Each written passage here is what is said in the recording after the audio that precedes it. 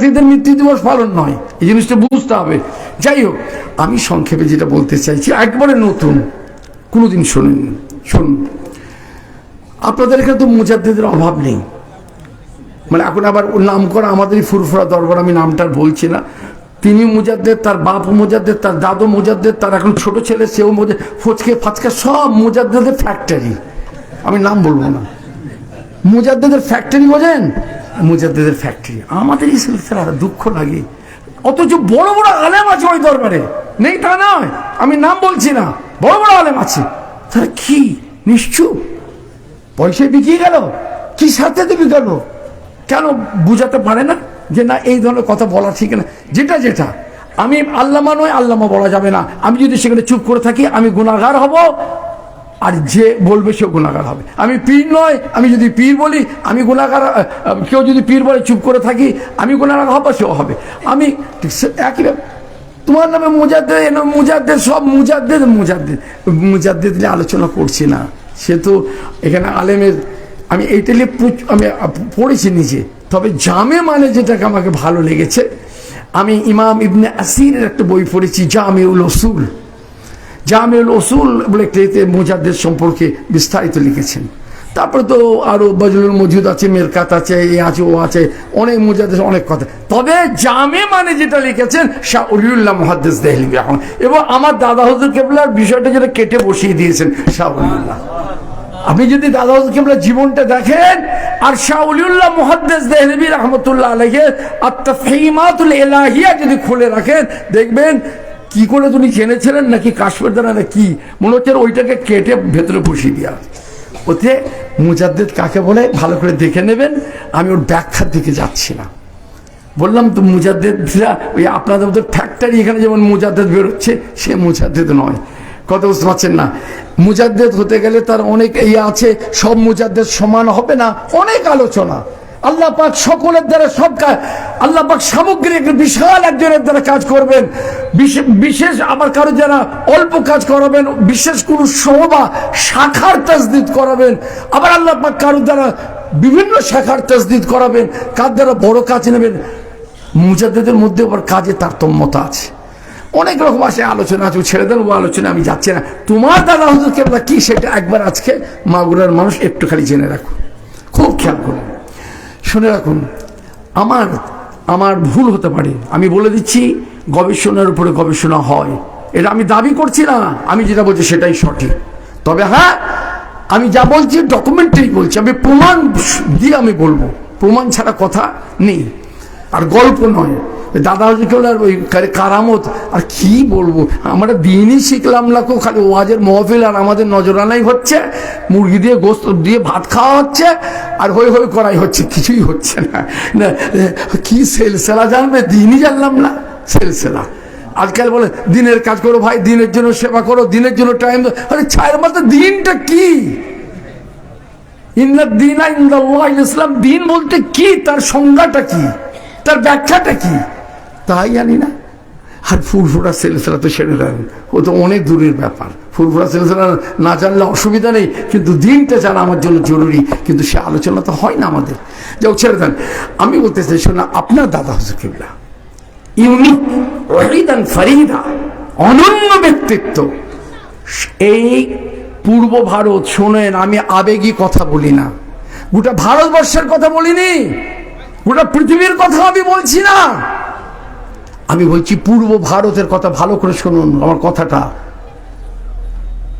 পূর্ব ভারত, পশ্চিম বাংলা এবং উত্তর ভারতের কিছু, পশ্চিম বাংলা, পূর্ব বাংলা, আসাম, ত্রিপুরা, বিহারের কিছু অংশ, উড়িষ্যার কিছু অংশ, একদম এদিকে টেকনাফ পার হয়ে বর্মা এদিক পর্যন্ত, এই যে এলাকা, যে এলাকা, এই যে বিশাল একটা খিত্তা, একটা অংশের মধ্যে আবু বকর সিদ্দিকের মতো ব্যক্তিত্ব 700-800 বছরে, 900 বছরে ইসলাম প্রচারের ইতিহাসে এখনো পর্যন্ত জন্মগ্রহণ করেনি।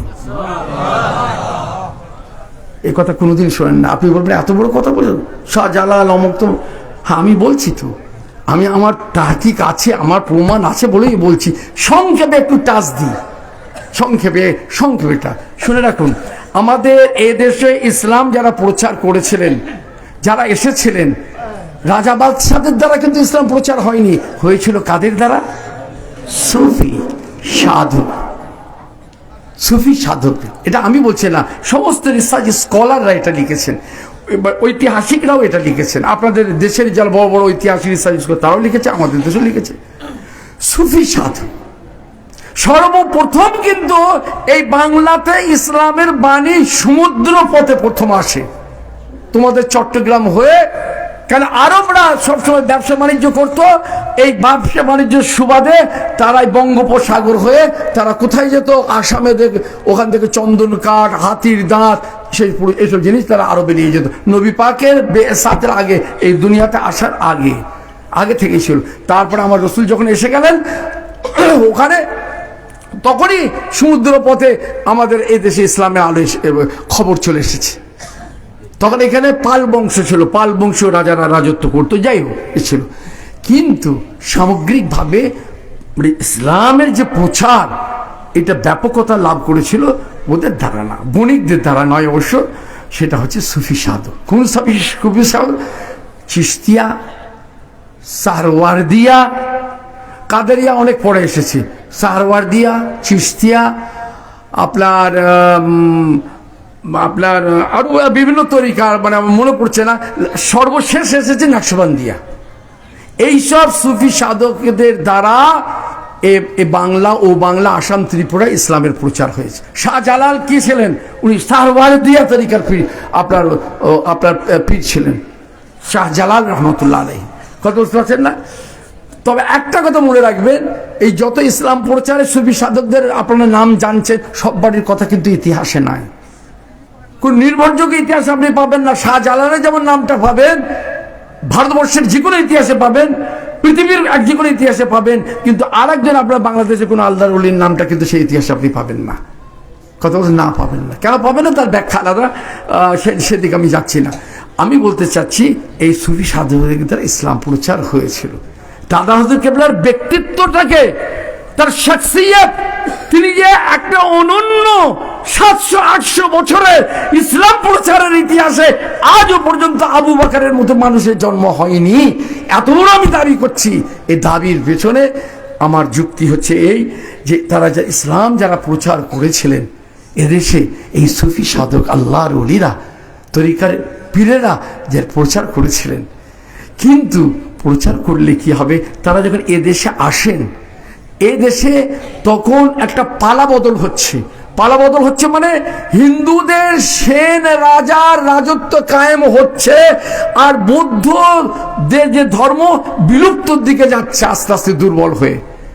আর ওই সেন রাজা হিন্দু ব্রাহ্মণদের অত্যাচার তখন বেড়েই চলেছিল। ঠিক সেই মুহূর্তে একবারে এমন একটা যুগ উপযোগী সময়েতে, যে সময়, কথা বুঝতে পারছেন না, আপনার ডক্টর নিহার রঞ্জন রায়ের মতো মানুষ বা এইসব হিন্দু বড় বড় রিসার্চ স্কলার তারাও লিখেছে, সেই সময় মানুষেরা কত মানে ওই ব্রাহ্মণদের কাছে অত্যাচারিত ছিল, এত ঘৃণার চোখে দেখতো। যারা নিচু বংশ, তাদের রান্না খাওয়াটাকেও পাপের প্রায়শ্চিত্ত তাকে করতে হতো। আমি বলিনি, ডক্টর নিহার রঞ্জন রায় বাঙালির ইতিহাসে লিখেছে।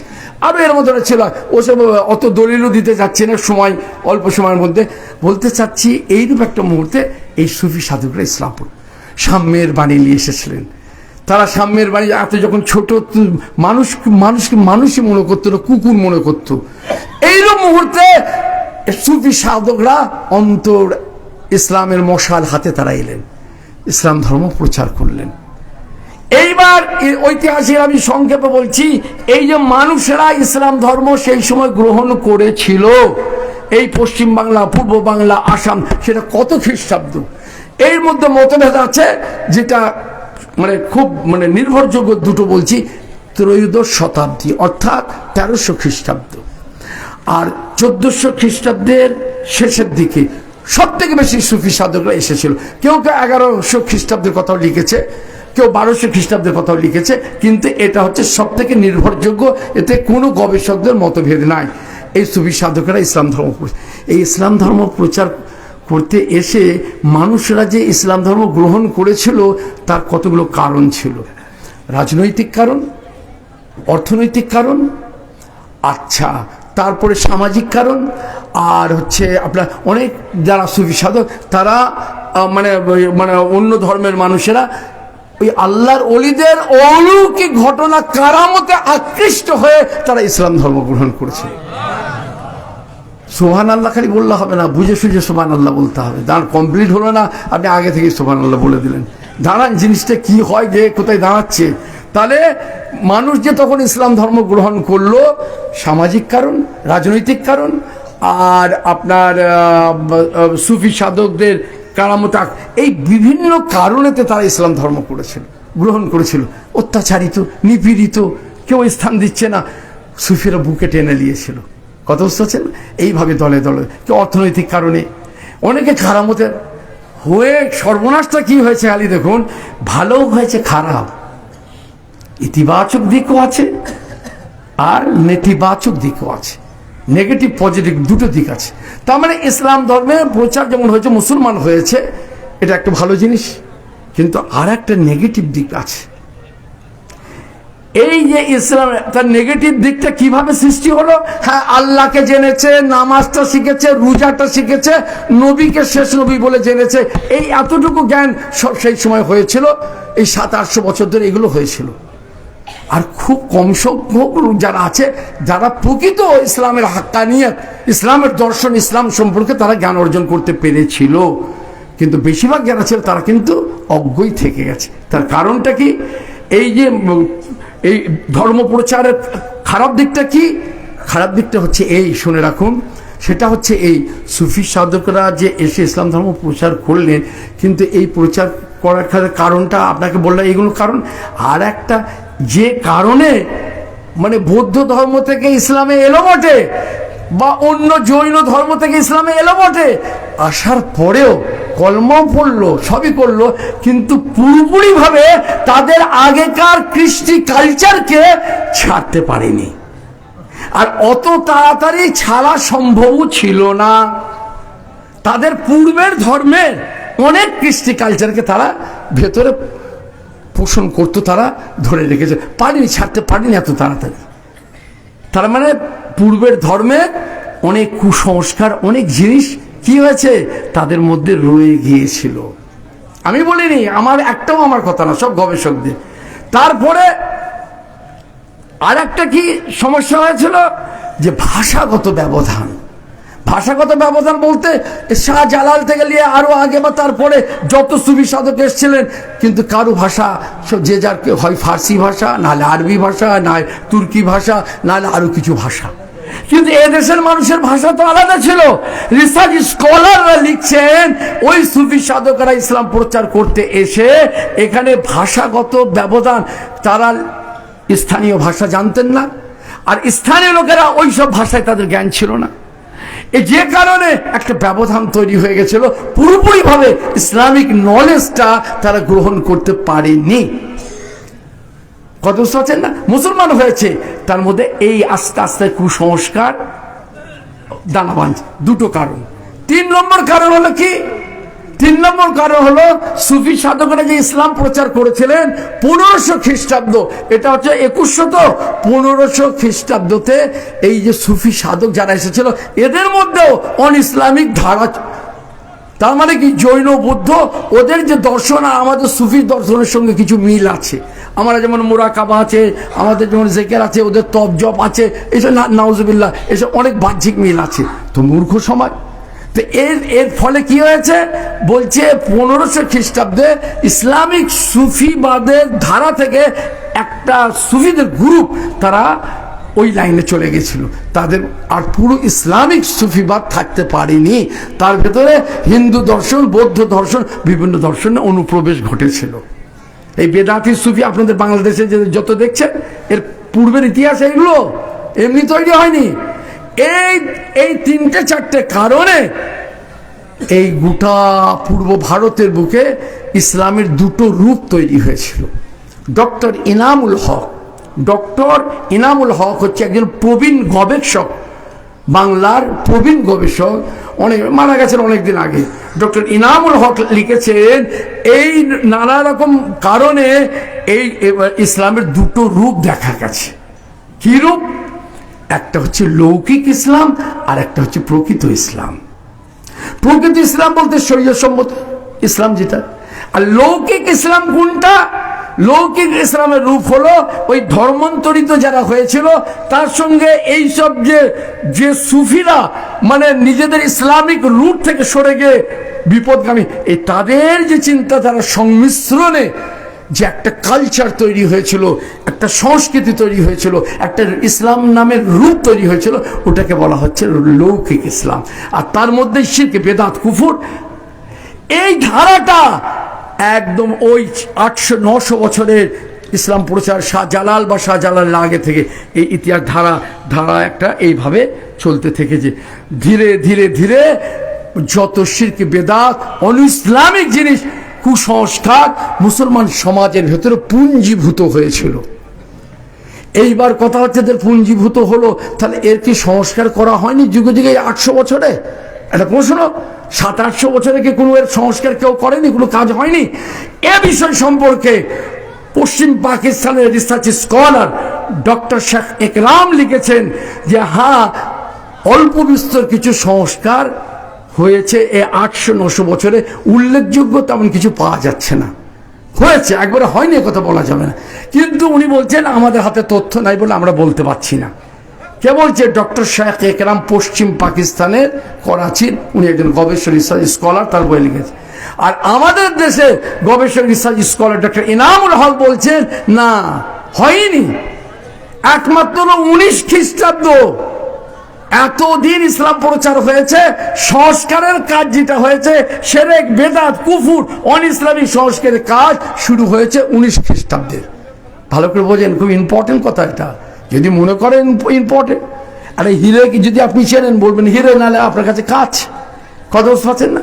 তো ইনামুল হক সাহেব বলছেন কোনো সংস্কার উল্লেখযোগ্য হয়নি, যেটা হয়েছে 19ঊনবিংশ শতাব্দী, মানে এই আপনার একবিংশ, তো মানে এই 200 বছর আগে থেকে। কিভাবে হলো? উনি বলছেন এই আপনার সংস্কারের কাজে, এই সংস্কার, এইসব নানা রকম সংস্কারের ক্ষেত্রে 2টি আন্দোলন গড়ে উঠেছিল। এটা আপনাদের বাংলাদেশের রিসার্চ স্কলার গবেষকরাও লিখেছে, আমাদের দেশে 2টো আন্দোলন গড়ে উঠেছিল। একটা আন্দোলন কি? একটা হচ্ছে তরিকায়ে মুহাম্মাদিয়া, আমাদের পীরানে পীর সৈয়দ আহমদ ব্রেলভী রহমতুল্লাহ আলাইহি।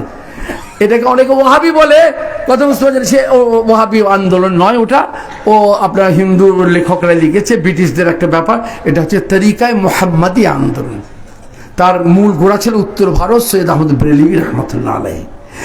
আর আপনাদের বাংলাদেশের হাজী শরীয়তুল্লাহ সাহেব ফারাইজি আন্দোলন গড়ে উঠেছিল একই টাইমে, প্রায় কম বেশি। কিন্তু এই 2টো আন্দোলনের বাহ্যিক যদি আপনি ইতিহাস দেখেন, আদর্শগত বাহ্যিক কিন্তু মিল আছে। তার মানে সমাজ সংস্কার করা, শিরক, বিদআত, অনেক বাহ্যিক মিল আছে, কিন্তু মৌলিক পার্থক্য ছিল। এই ফারাইজি আন্দোলন, এখন অনেকে ফারাইজি আছে, এই ফারাইজি আন্দোলনে যে হাজী শরীয়তুল্লাহ ওর সাথে আর যে সৈয়দ আহমদ ব্রেলভী, এই আন্দোলনের মৌলিক পার্থক্যের কথা কে লিখেছেন? মৌলানা কারামত আলী জৌনপুরি রহমতুল্লাহ আলাইহি নূরুল আলা নূর তার কিতাবের মধ্যে এটা উল্লেখ করেছেন যে ফারাইজিরা অ্যাকচুয়ালি ওরা ওয়াহাবি ছিল, ওরা গায়রে মুকাল্লিদ ছিল, এবং ওরা অন্য লাইনে ছিল। বলছে আমাদের সঙ্গে ওদের আন্দোলন মানে কোনো সম্পর্ক নাই, কারণ নামাজ যারা পড়বে না তারা কাফের। মান তারাকা সালাত মুতাআম্মাদান ফাকাদ কাফারা, তার নামাজে জানাজা বিনা জানাজাতে পুঁতে দেওয়া হতো। মৌলানা কারামত আলী জৌনপুরি এসে সেটাকে আটকেছেন যে এসব কি হচ্ছে। তো যাই হোক, কথা বেড়ে যাবে। তার এই 2টো আন্দোলন, 2টোর কিন্তু উদ্দেশ্য শিরক, বেদাত, সমাজ সংস্কার আন্দোলন। এই কিন্তু আপনাদের এই আপনার শরীয়তুল্লাহ আন্দোলন কয়েকটা জেলা ভিত্তিক ছিল, কয়েকটা জেলা, ঢাকা, ফরিদপুর, আর একটা 2-3-4টে জেলা ভিত্তিক ছিল সামান্য কি, কিন্তু বেশি দূর অগ্রসর হতে পারেনি। পরে এটা অন্য রাজনৈতিক রূপ নিয়ে অন্যদিকে ঘুরে গিয়েছিল।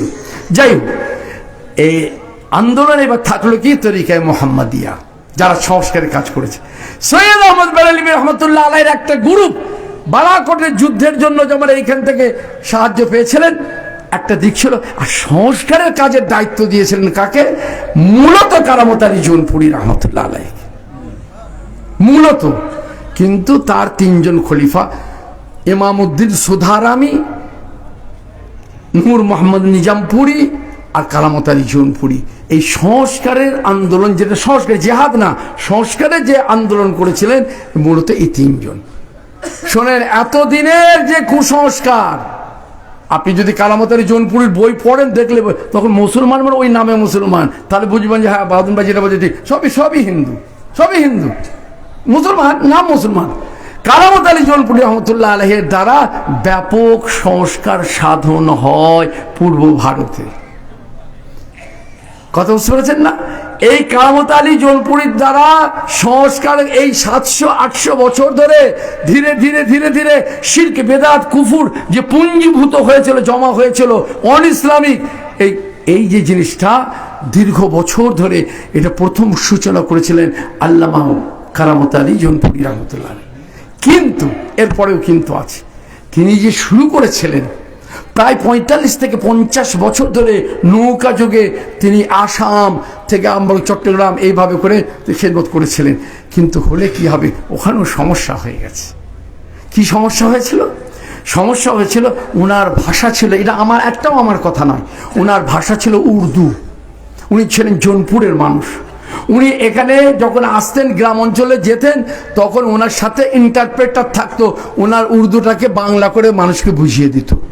অনেক সময় ইন্টারপ্রেটার না থাকলে সমস্যাও হয়েছে, এটাও ইতিহাসে পাওয়া যায়। মৌলানা কারামত আলী জৌনপুরী আর ওনার যে 46টা বইয়ের পাওয়া যাচ্ছে, আমাদের কাছে গোটা 10-12 বই আছে, এগুলো সবই উর্দু ভাষায়। ভালো করে শোনেন, এখানেও কিন্তু সেই ভাষাগত ব্যবধানের ব্যাপারটা এখানেও একটা সমস্যার কারণ হয়ে দাঁড়িয়েছিল। তাহলে এইরূপ অবস্থা হয়েছিল সেই জন্য। এবং মৌলানা কারামত আলী জৌনপুরী রহমতুল্লাহ আলাইহির যে সংস্কার আন্দোলন কোন সুসংহত সংস্কার আন্দোলন ছিল না, তার খলিফা ছিল মাত্র 2-3 জন 4 জন। ভালো করে বোঝেন, আমি প্রমাণ ছাড়া কথা বলিনি, মাত্র কয়েকজন খলিফা ছিলেন। আর মাদ্রাসা করেছেন বলে কোনো প্রমাণ পাওয়া যায় না। তার নৌকাটায় বোট যোগে যে উনি হেদায়েতের কাজ করতেন, ওইটাই ছিল তার মাদ্রাসা। বলুন সুবহানাল্লাহ। এরপরেও তার দ্বারা এই সংস্কারের কাজ শুরু হয়েছিল। শুরু হওয়ার পরে এবার আপনি বলবেন বাহাউদ্দিন ভাই তাহলে শুরু হয়েছিল, বললেন অনেক, হ্যাঁ হয়েছে তো বটেই। তারপরেও কিন্তু বিশাল মুসলমান জনগোষ্ঠীর মধ্যে এই টাইমের মধ্যে আর এইভাবে করে পরিবর্তন আনা আর ভিন্ন ভাষার মাধ্যমে এগুলো সম্ভব হয়নি। তার এইটা কোথা থেকে আপনি পেলেন? আমাকে প্রশ্ন করুন, আপনি কোথায় পেলেন? কারামত আলী জৌনপুরী রহমতুল্লাহ আলাইহির অনুরক্ত ভক্ত, ওনার নাম হচ্ছে মৌলানা নাঈমউদ্দিন। তিনি আখবারে ইসলামিয়া বলে সেই যুগে 1800 লেখা আছে, আমার কাছে নোট করা আছে, আখবারে ইসলামিয়া বলে একটা পত্রিকা বার করতেন। উনি কারামত আলী জৌনপুরীরই ভক্ত। কারামত আলী জৌনপুরীর ইন্তেকালের মাত্র 8 বছর পর তিনি লিখছে, বা ইসলাম প্রচার পত্রিকায় বেরোচ্ছে, কি বেরোচ্ছে আখবারে ইসলামিয়াতে বা ইসলাম প্রচার পত্রিকায় বেরোচ্ছে কি, যে বর্তমান সময়ে মুসলমানদের মধ্যে উপযুক্ত মাতৃভাষা বাংলা জাননেওয়ালা উপযুক্ত ধর্ম প্রচারকের অভাব আর উপযুক্ত বাংলা ভাষা ইসলামিক বইপত্রের অভাবের কারণে মুসলমানরা ইসলামিক জ্ঞান তাদের ভেতরে উন্মেষ ঘটছে না, সমৃদ্ধি ঘটছে না। তাহলে এই কথার দ্বারাই আমরা পরিষ্কার এটা জানতে পারলাম। আরো প্রমাণ আছে, যে প্রমাণ দ্বারা জানতে পারলাম কারামত আলী জৌনপুরী এটা সূচনা করেছিলেন বটে, কিন্তু তার দ্বারা এটা কমপ্লিট হয়নি, অসম্পূর্ণ রয়ে গিয়েছিল। কারণ এটা অন্য ইতিহাস থেকে প্রমাণ, কেন 8 বছর পর এই কথা উঠছে বাংলা ভাষায় বইয়ের অভাব, ধর্ম প্রচারকের। আগেকার মৌলবীরা উর্দুতে ওয়াজ করতো, আপনি চিন্তা করতে পারেন, কিছু বুঝুক আর না বুঝে উর্দুতে ওয়াজ করছে। কিন্তু বাংলার মানুষের বাংলা একমাত্র যারা বংশ বলে, আমি সৈয়দ, আমি গোষ্ঠী তুষ্টি, আমি সিদ্দিকি, আমি কাজী, আমি খন্দকার, তারা কি করত? খালি উর্দু আর ফার্সির চর্চা করতো, বাংলা ভাষাকে হিন্দুর ভাষা মনে করেছিল। আমি বলিনি, গবেষকরা বলছে। আর শহরের যারা বড় লোক, তোমাদের এখানে ঢাকার নবাব আলী চৌধুরী, তারপরে নবাব সালিমুল্লাহ, এরা সে উর্দু ফার্সির চর্চা করে গেছে, উর্দু ফার্সির চর্চা এসব করে গেছে। কিন্তু গ্রামের মানুষের ভাষা ছিল বাংলা, উর্দু নয়। গ্রামের মানুষের ভাষা ছিল কি? বাংলা, উর্দু নয়। যে কারণে মৌলানা কারামত আলী জোনপুরি সংস্কার আন্দোলন সৈয়দ আহমদ বেরেলভির পক্ষ থেকে যে সূচনা করেছিলেন সেটা কমপ্লিট হয়নি, সেটা পরিপূর্ণতা লাভ করেছিল পীর আবু বকর সিদ্দিক এবং তার মিশনের মাধ্যমে।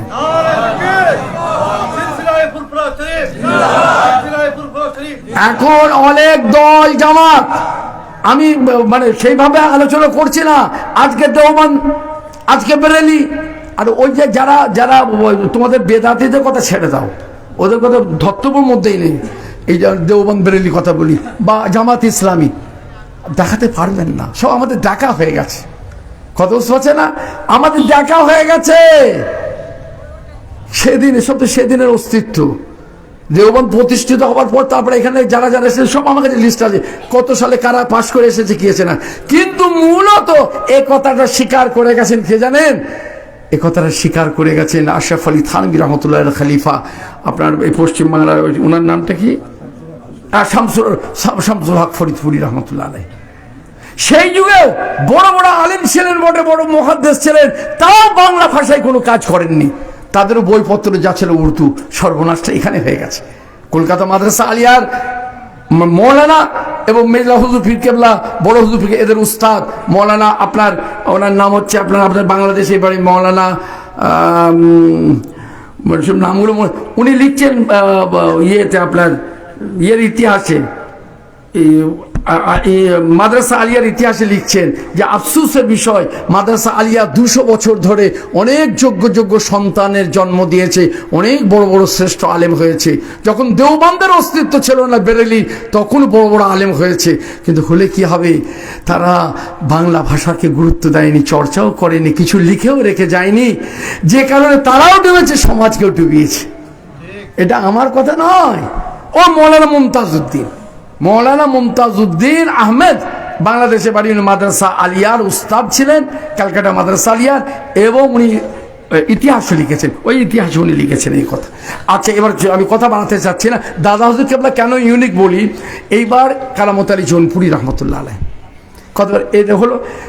তারপরে দেখা যাচ্ছে ওই সৈয়দ আহমদ বেরেলভি, কারামত আলী জোনপুরি আর ফুরফুরার পীর আবু বকর সিদ্দিক একই কিন্তু মত আদর্শের মানুষ ছিলেন, মত আদর্শগতভাবে এক। ওসিয়তনামাতে দেখেননি দাদা বলছেন আমার পীর ভাই এই তার সবর বইগুলো পড়বে। সৈয়দ আহমদ বেরেলভি রহমতুল্লাহ আলাইহি উত্তরসূরি, যেমন ইনি ডাইরেক্ট খলিফা ছিলেন, ফুরফুরার পীর আবু বকর সিদ্দিক সৈয়দ আহমদ বেরেলভি রহমত উত্তরসূরি ছিলেন, এদের দ্বারাই হয়েছে। এইবার সেই দাদা হুজুর কেবলা রহমতুল্লাহ আলাইহি তিনি চিন্তা করলেন, আল্লাহ পাক আপনার 19 শতক 20 শতকের সন্ধিক্ষণে ফুরফুরার পীর আবু বকর সিদ্দিকের জন্ম হলো, বাংলার সন্তান। তিনি চিন্তা করলেন যে এটা কিভাবে কি হয়, আল্লাহ পাক তাকে সেই জন্য পাঠিয়েছেন, সে প্রতিভা দিয়েছিলেন, সে ক্ষমতা দিয়েছিলেন, সে প্রভাবও দিয়েছিলেন, সে ভেলায়াতের একটা আলাদা, ওকে বলে আলাদা একটা ওয়েট ছিল। কত সচেন দাদা হুজুর কেবলা সংগঠন করে মুজাদ্দেদ হয়নি, এটা জানে রাখবেন। অনেকে মনে করে দাদা হুজুর সংগঠন করেছে, হ্যাঁ সংগঠন করে মুজাদ্দেদ হয়নি। মুজাদ্দেদ যে হবে সে মানে 1000 পাওয়ারের মার্কারি লাইটের মতো তার ভেলায়াত। এই যখন 1000 পাওয়ারের মার্কারি লাইট যখন জ্বলে ওঠে, নানা রকম পোকা চারিদিক থেকে এসে ঝাঁপিয়ে পড়ে জান দেয়। ঠিক যে যুগের বেলায়েতে মুজাদ্দেদ, আল্লাহ যখন তাকে মুজাদ্দেদ করবে, তার লাইট যখন বেলায়েতে জ্বলে উঠবে, বিভিন্ন আলেম ওলামা, বিভিন্ন লেখক সাহিত্যিক সংগঠন, বিভিন্ন প্রতিভা তাকে কেন্দ্র করে সমবেত হয়ে থাকে। আর তাই হয়েছিল। আর দাদা হুজুর কেবলা সেটাকে জাতির হিত স্বার্থে কাজে লাগিয়েছিলেন। বলুন সুবহানাল্লাহ। এটা গেল একটা দিক। আর তার 571 জন 70 জন খলিফা একটা সুসংহত মিশন ছিল, মিশন। দাদা হুজুর কেবলা চিন্তা করেছিলেন, তার খলিফারা চিন্তা করেছিলেন যে মানুষ যদি ধর্মীয় শিক্ষা পায়, ধর্মীয় শিক্ষা পেলে তাদের মধ্যে থেকে কুসংস্কার আপনি সরে যাবে অনেক অংশে। সেই জন্য তিনি নিজে, তার খলিফারা যেখানে গেছেন সেখানে ইসলামিক মাদ্রাসা তারা তৈরি করেছিলেন। মৌলানা কারামত আলী জোনপুরির দ্বারা কিন্তু এরকম কোনো প্রমাণ পাওয়া যায় না। যেখানে গেছেন সেখানে মাদ্রাসা, যেখানে গেছেন সেখানে মাদ্রাসা হয়েছে। তার মানে শিক্ষার আলোটাকে বেশি করে বাড়ানোর কারণে আস্তে আস্তে কুসংস্কার। তারপরে দাদা হুজুর আমাদের চিন্তা করেছিলেন যে না, মাতৃভাষা বাংলা ভাষা ছাড়া ইসলামের প্রকৃত হাক্কানিয়ত, ইসলাম দ্বীনের প্রকৃত বিষয়টা মানুষের ভেতরে প্রবেশ করে।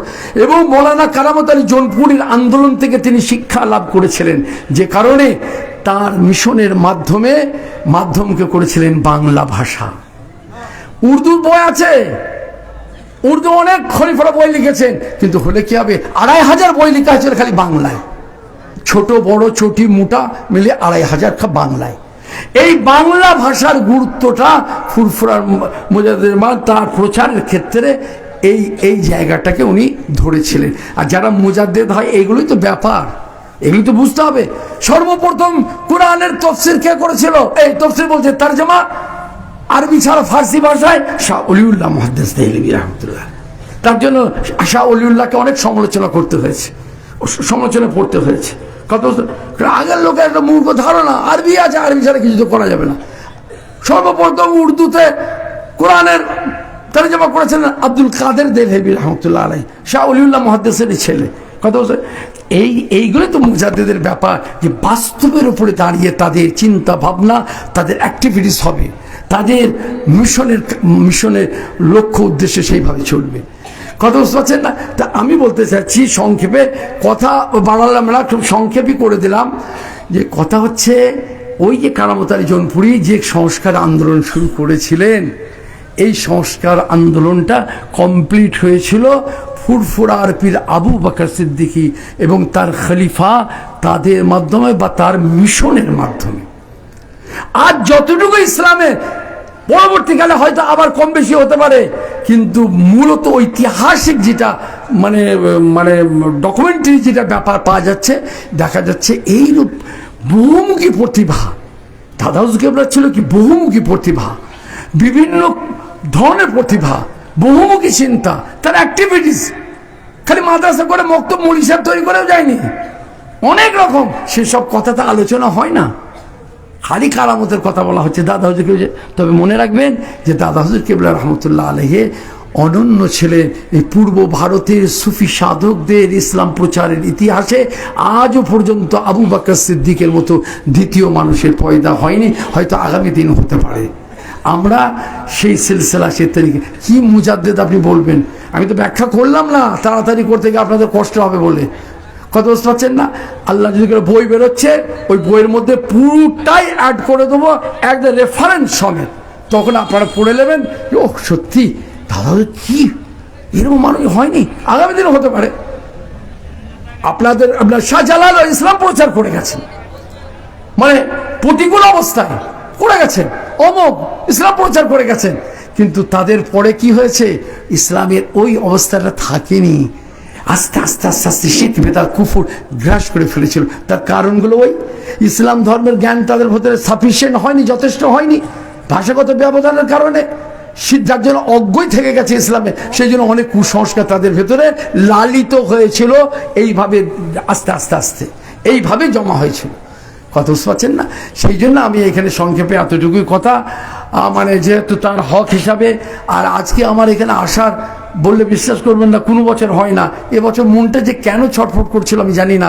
ভিসা পাওয়ারও কথা না, রাত 11টায় খবর আসছে ভিসা হয়েছে। যাই হোক, আল্লাহ পাকের হুকুম, মানে আল্লাহ আনিয়েছেন, তার দরবারে হাজার শুকরিয়া। আপনাদের সঙ্গে ডাকা দোয়া, দরবারের দোয়া, আমার হুজুরের দোয়া, মানে আমার যার দরবারে হাজির হয়েছি তার দোয়া, তার ফায়েজ ও বরকাত ইনশাল্লাহ পাবো। কথা অনেক বললাম না, সেসব এখন মানে আসল খাতমে বুখারী বিষয়টা হয়ে এটা একটা দিক তো হয়েছে, তো এখানে খানিকটা টাইম গেছে, আপনাদের মানে অ্যাটেনশনটা একটু অন্য ধরনের হয়ে গেছে, বা হয়তো একটু ক্লান্তি ভাব এসে গেছে।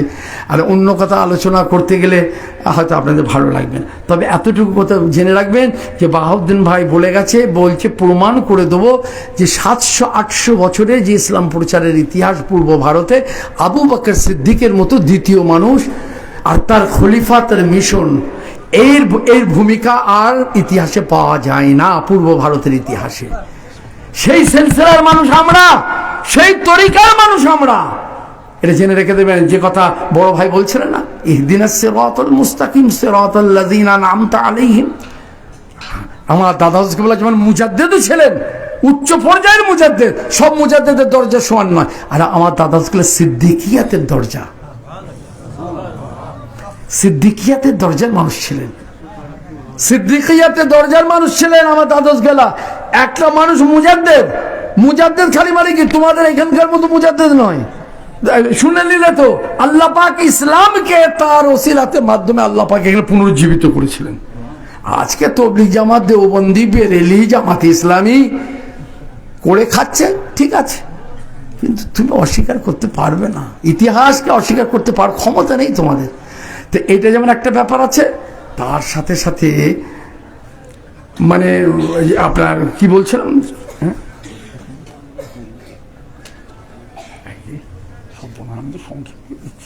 গলা শুকিয়ে গেছে তো,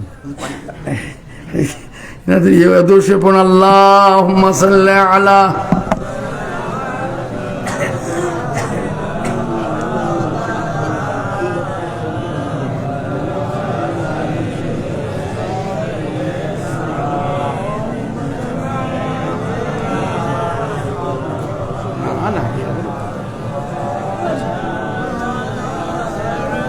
একটু পানি দিতে বলুন তো এক গ্লাস। আমি বলছি আপনাদের কষ্ট হচ্ছে না তো? আমার ভাই গলা নেই ভাই, কিছু মনে করবেন না, আমার গলাও নেই, আর আমার হাসাতেও পারবো না কো, আর ফাটা বাঁশ বুঝতেই পারছেন। তবে যে কথাগুলো এগুলো আপনার আমার জানা দরকার আছে, আপনি কোন তরিকা, কোন সিলসিলা কি আছেন আপনি, আরে আপনার নাজাতের জন্য এটাই যথেষ্ট।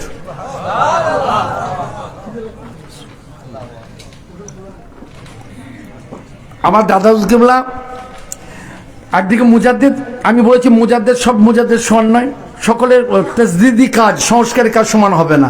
কারোর দ্বারা আল্লাহ অল্প, কারোর দ্বারা ব্যাপক, কারোর দ্বারা বিশেষ একটা শাখার কাজ নিয়েছেন আমার আল্লাহ, কারোর দ্বারা আর মুজাদ্দিদ আল ফেসানির দ্বারা আর এক রকম কাজ নিয়েছেন, শাহ ওলিউল্লাহর দ্বারা আরেক রকম কাজ নিয়েছেন, আরো অতীতের মুজাদ্দিদের কাজ নিয়েছেন, আমার ফুরফুরা মুজাদ্দিদের জামানের দ্বারা একরকম কাজ নিয়েছেন, তার খলিফাদের দ্বারা।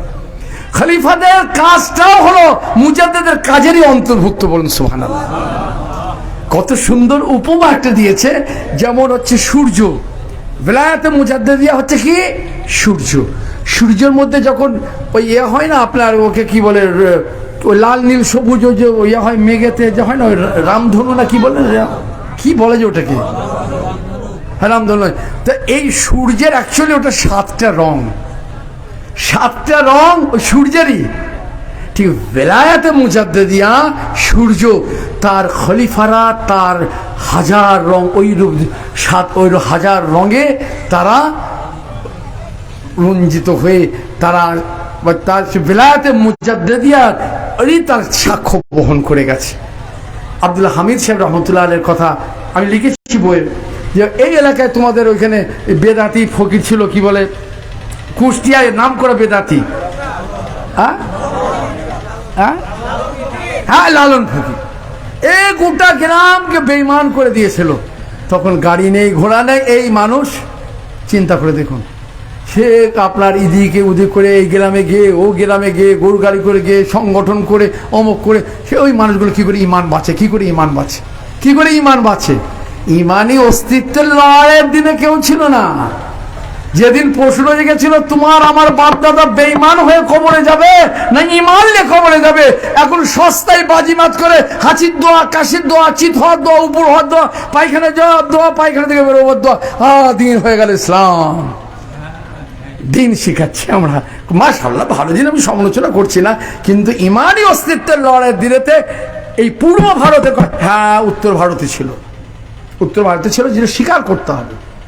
কিন্তু পূর্ব ভারতে একচ্ছত্র ফুরফুরা পীর আবু বকর সিদ্দিক, তার খলিফা, তার মিশনারি অ্যাক্টিভিটিস ছিল ইমানি অস্তিত্বের লড়াইয়ের দিনে। কথা বুঝতে পারছেন না? সেই জন্য আজ আমরা ফুরফুরার পাগল। আর আমি যেটা কথা বলতে অন্যদিকে চলে গেলাম, যে দাদা হুজুর কেবলা একদিকে যেমন মুজাদ্দেদ, একদিকে হচ্ছেন তিনি সিদ্দিকিয়াতের দরজার মানুষ। একবার তাহলে বলি একটু গল্প, আপনি বলবেন গল্প নয়, আমার হুজুর কেবলা, হুজুর কেবলা মানে হচ্ছে দাদা হুজুর কেবলা সাহেব নাজমুল সাদ সিদ্দিকী, এখানে তো মানে হুজুরের মানে এই আমাদের এই হুজুরের মানে একবারে এরম সম্পর্ক ছিল, এটা আমরা চোখে দেখেছি। তো হুজুর ফিকির রহমতুল্লাহ, তখন আমি ছোট, আলোচনা প্রসঙ্গে দাদা হুজুর কেবলার কথা বাড়িতে বসে আলোচনা হচ্ছে ঘরে। আমার ফুপা হতেন তো, নিজের ফুপা মানে আমার আব্বার ছোট বোনাই, কে হুজুর কেবলা। আর আমার আব্বার বড় বোনাই হচ্ছে মেজলা হুজুর কেবলা। আমার সাইফুদ্দিন সাহেবের মেয়ে এসে বিয়ে হয়েছে তো মাত্র 30 বছর, আমার সম্পর্ক হচ্ছে 100 বছরের দাদা হুজুর কেবলার সাথে। যাই হোক, তো হুজুর কেবলা একদিন আলোচনা প্রসঙ্গে বলেছিলেন, বলে জানিস তোর দাদুকে আল্লাহ পাক যে কি মর্তবা দিয়েছেন, কি মর্যাদা দিয়েছেন, মানে বলা যাবে না, এমন মর্যাদার অধিকারী আল্লাহ পাক করেছেন তোর দাদুকে। তখন আমি তো বুঝতে পারিনি, দিয়ে কথায় কথায় বলে ফেললেন, বলে জানিস তোর দাদুর বিলায়াত নবীদের নবুয়তের পরেই। তখন ওসব বুঝতাম না, বয়স অল্প। এইবার পড়তে পড়তে, দেখতে দেখতে, খুঁজতে খুঁজতে, ও আচ্ছা আচ্ছা আচ্ছা আচ্ছা, নবীদের নবুয়তের পরেই মানে তো তাহলে সিদ্দিকিয়াত। কোরআন বলছে আল্লাহ তারতিব, পরস্পর পরস্পর, যেটা এখানে বলে গেলেন ফাউলাইকা মাআল্লাযিনা আনআমা আল্লাহু আলাইহিম মিনান নাবিয়্যিন ওয়াস সিদ্দিকিন ওয়াস শুহাদা ওয়াস সালিহিন।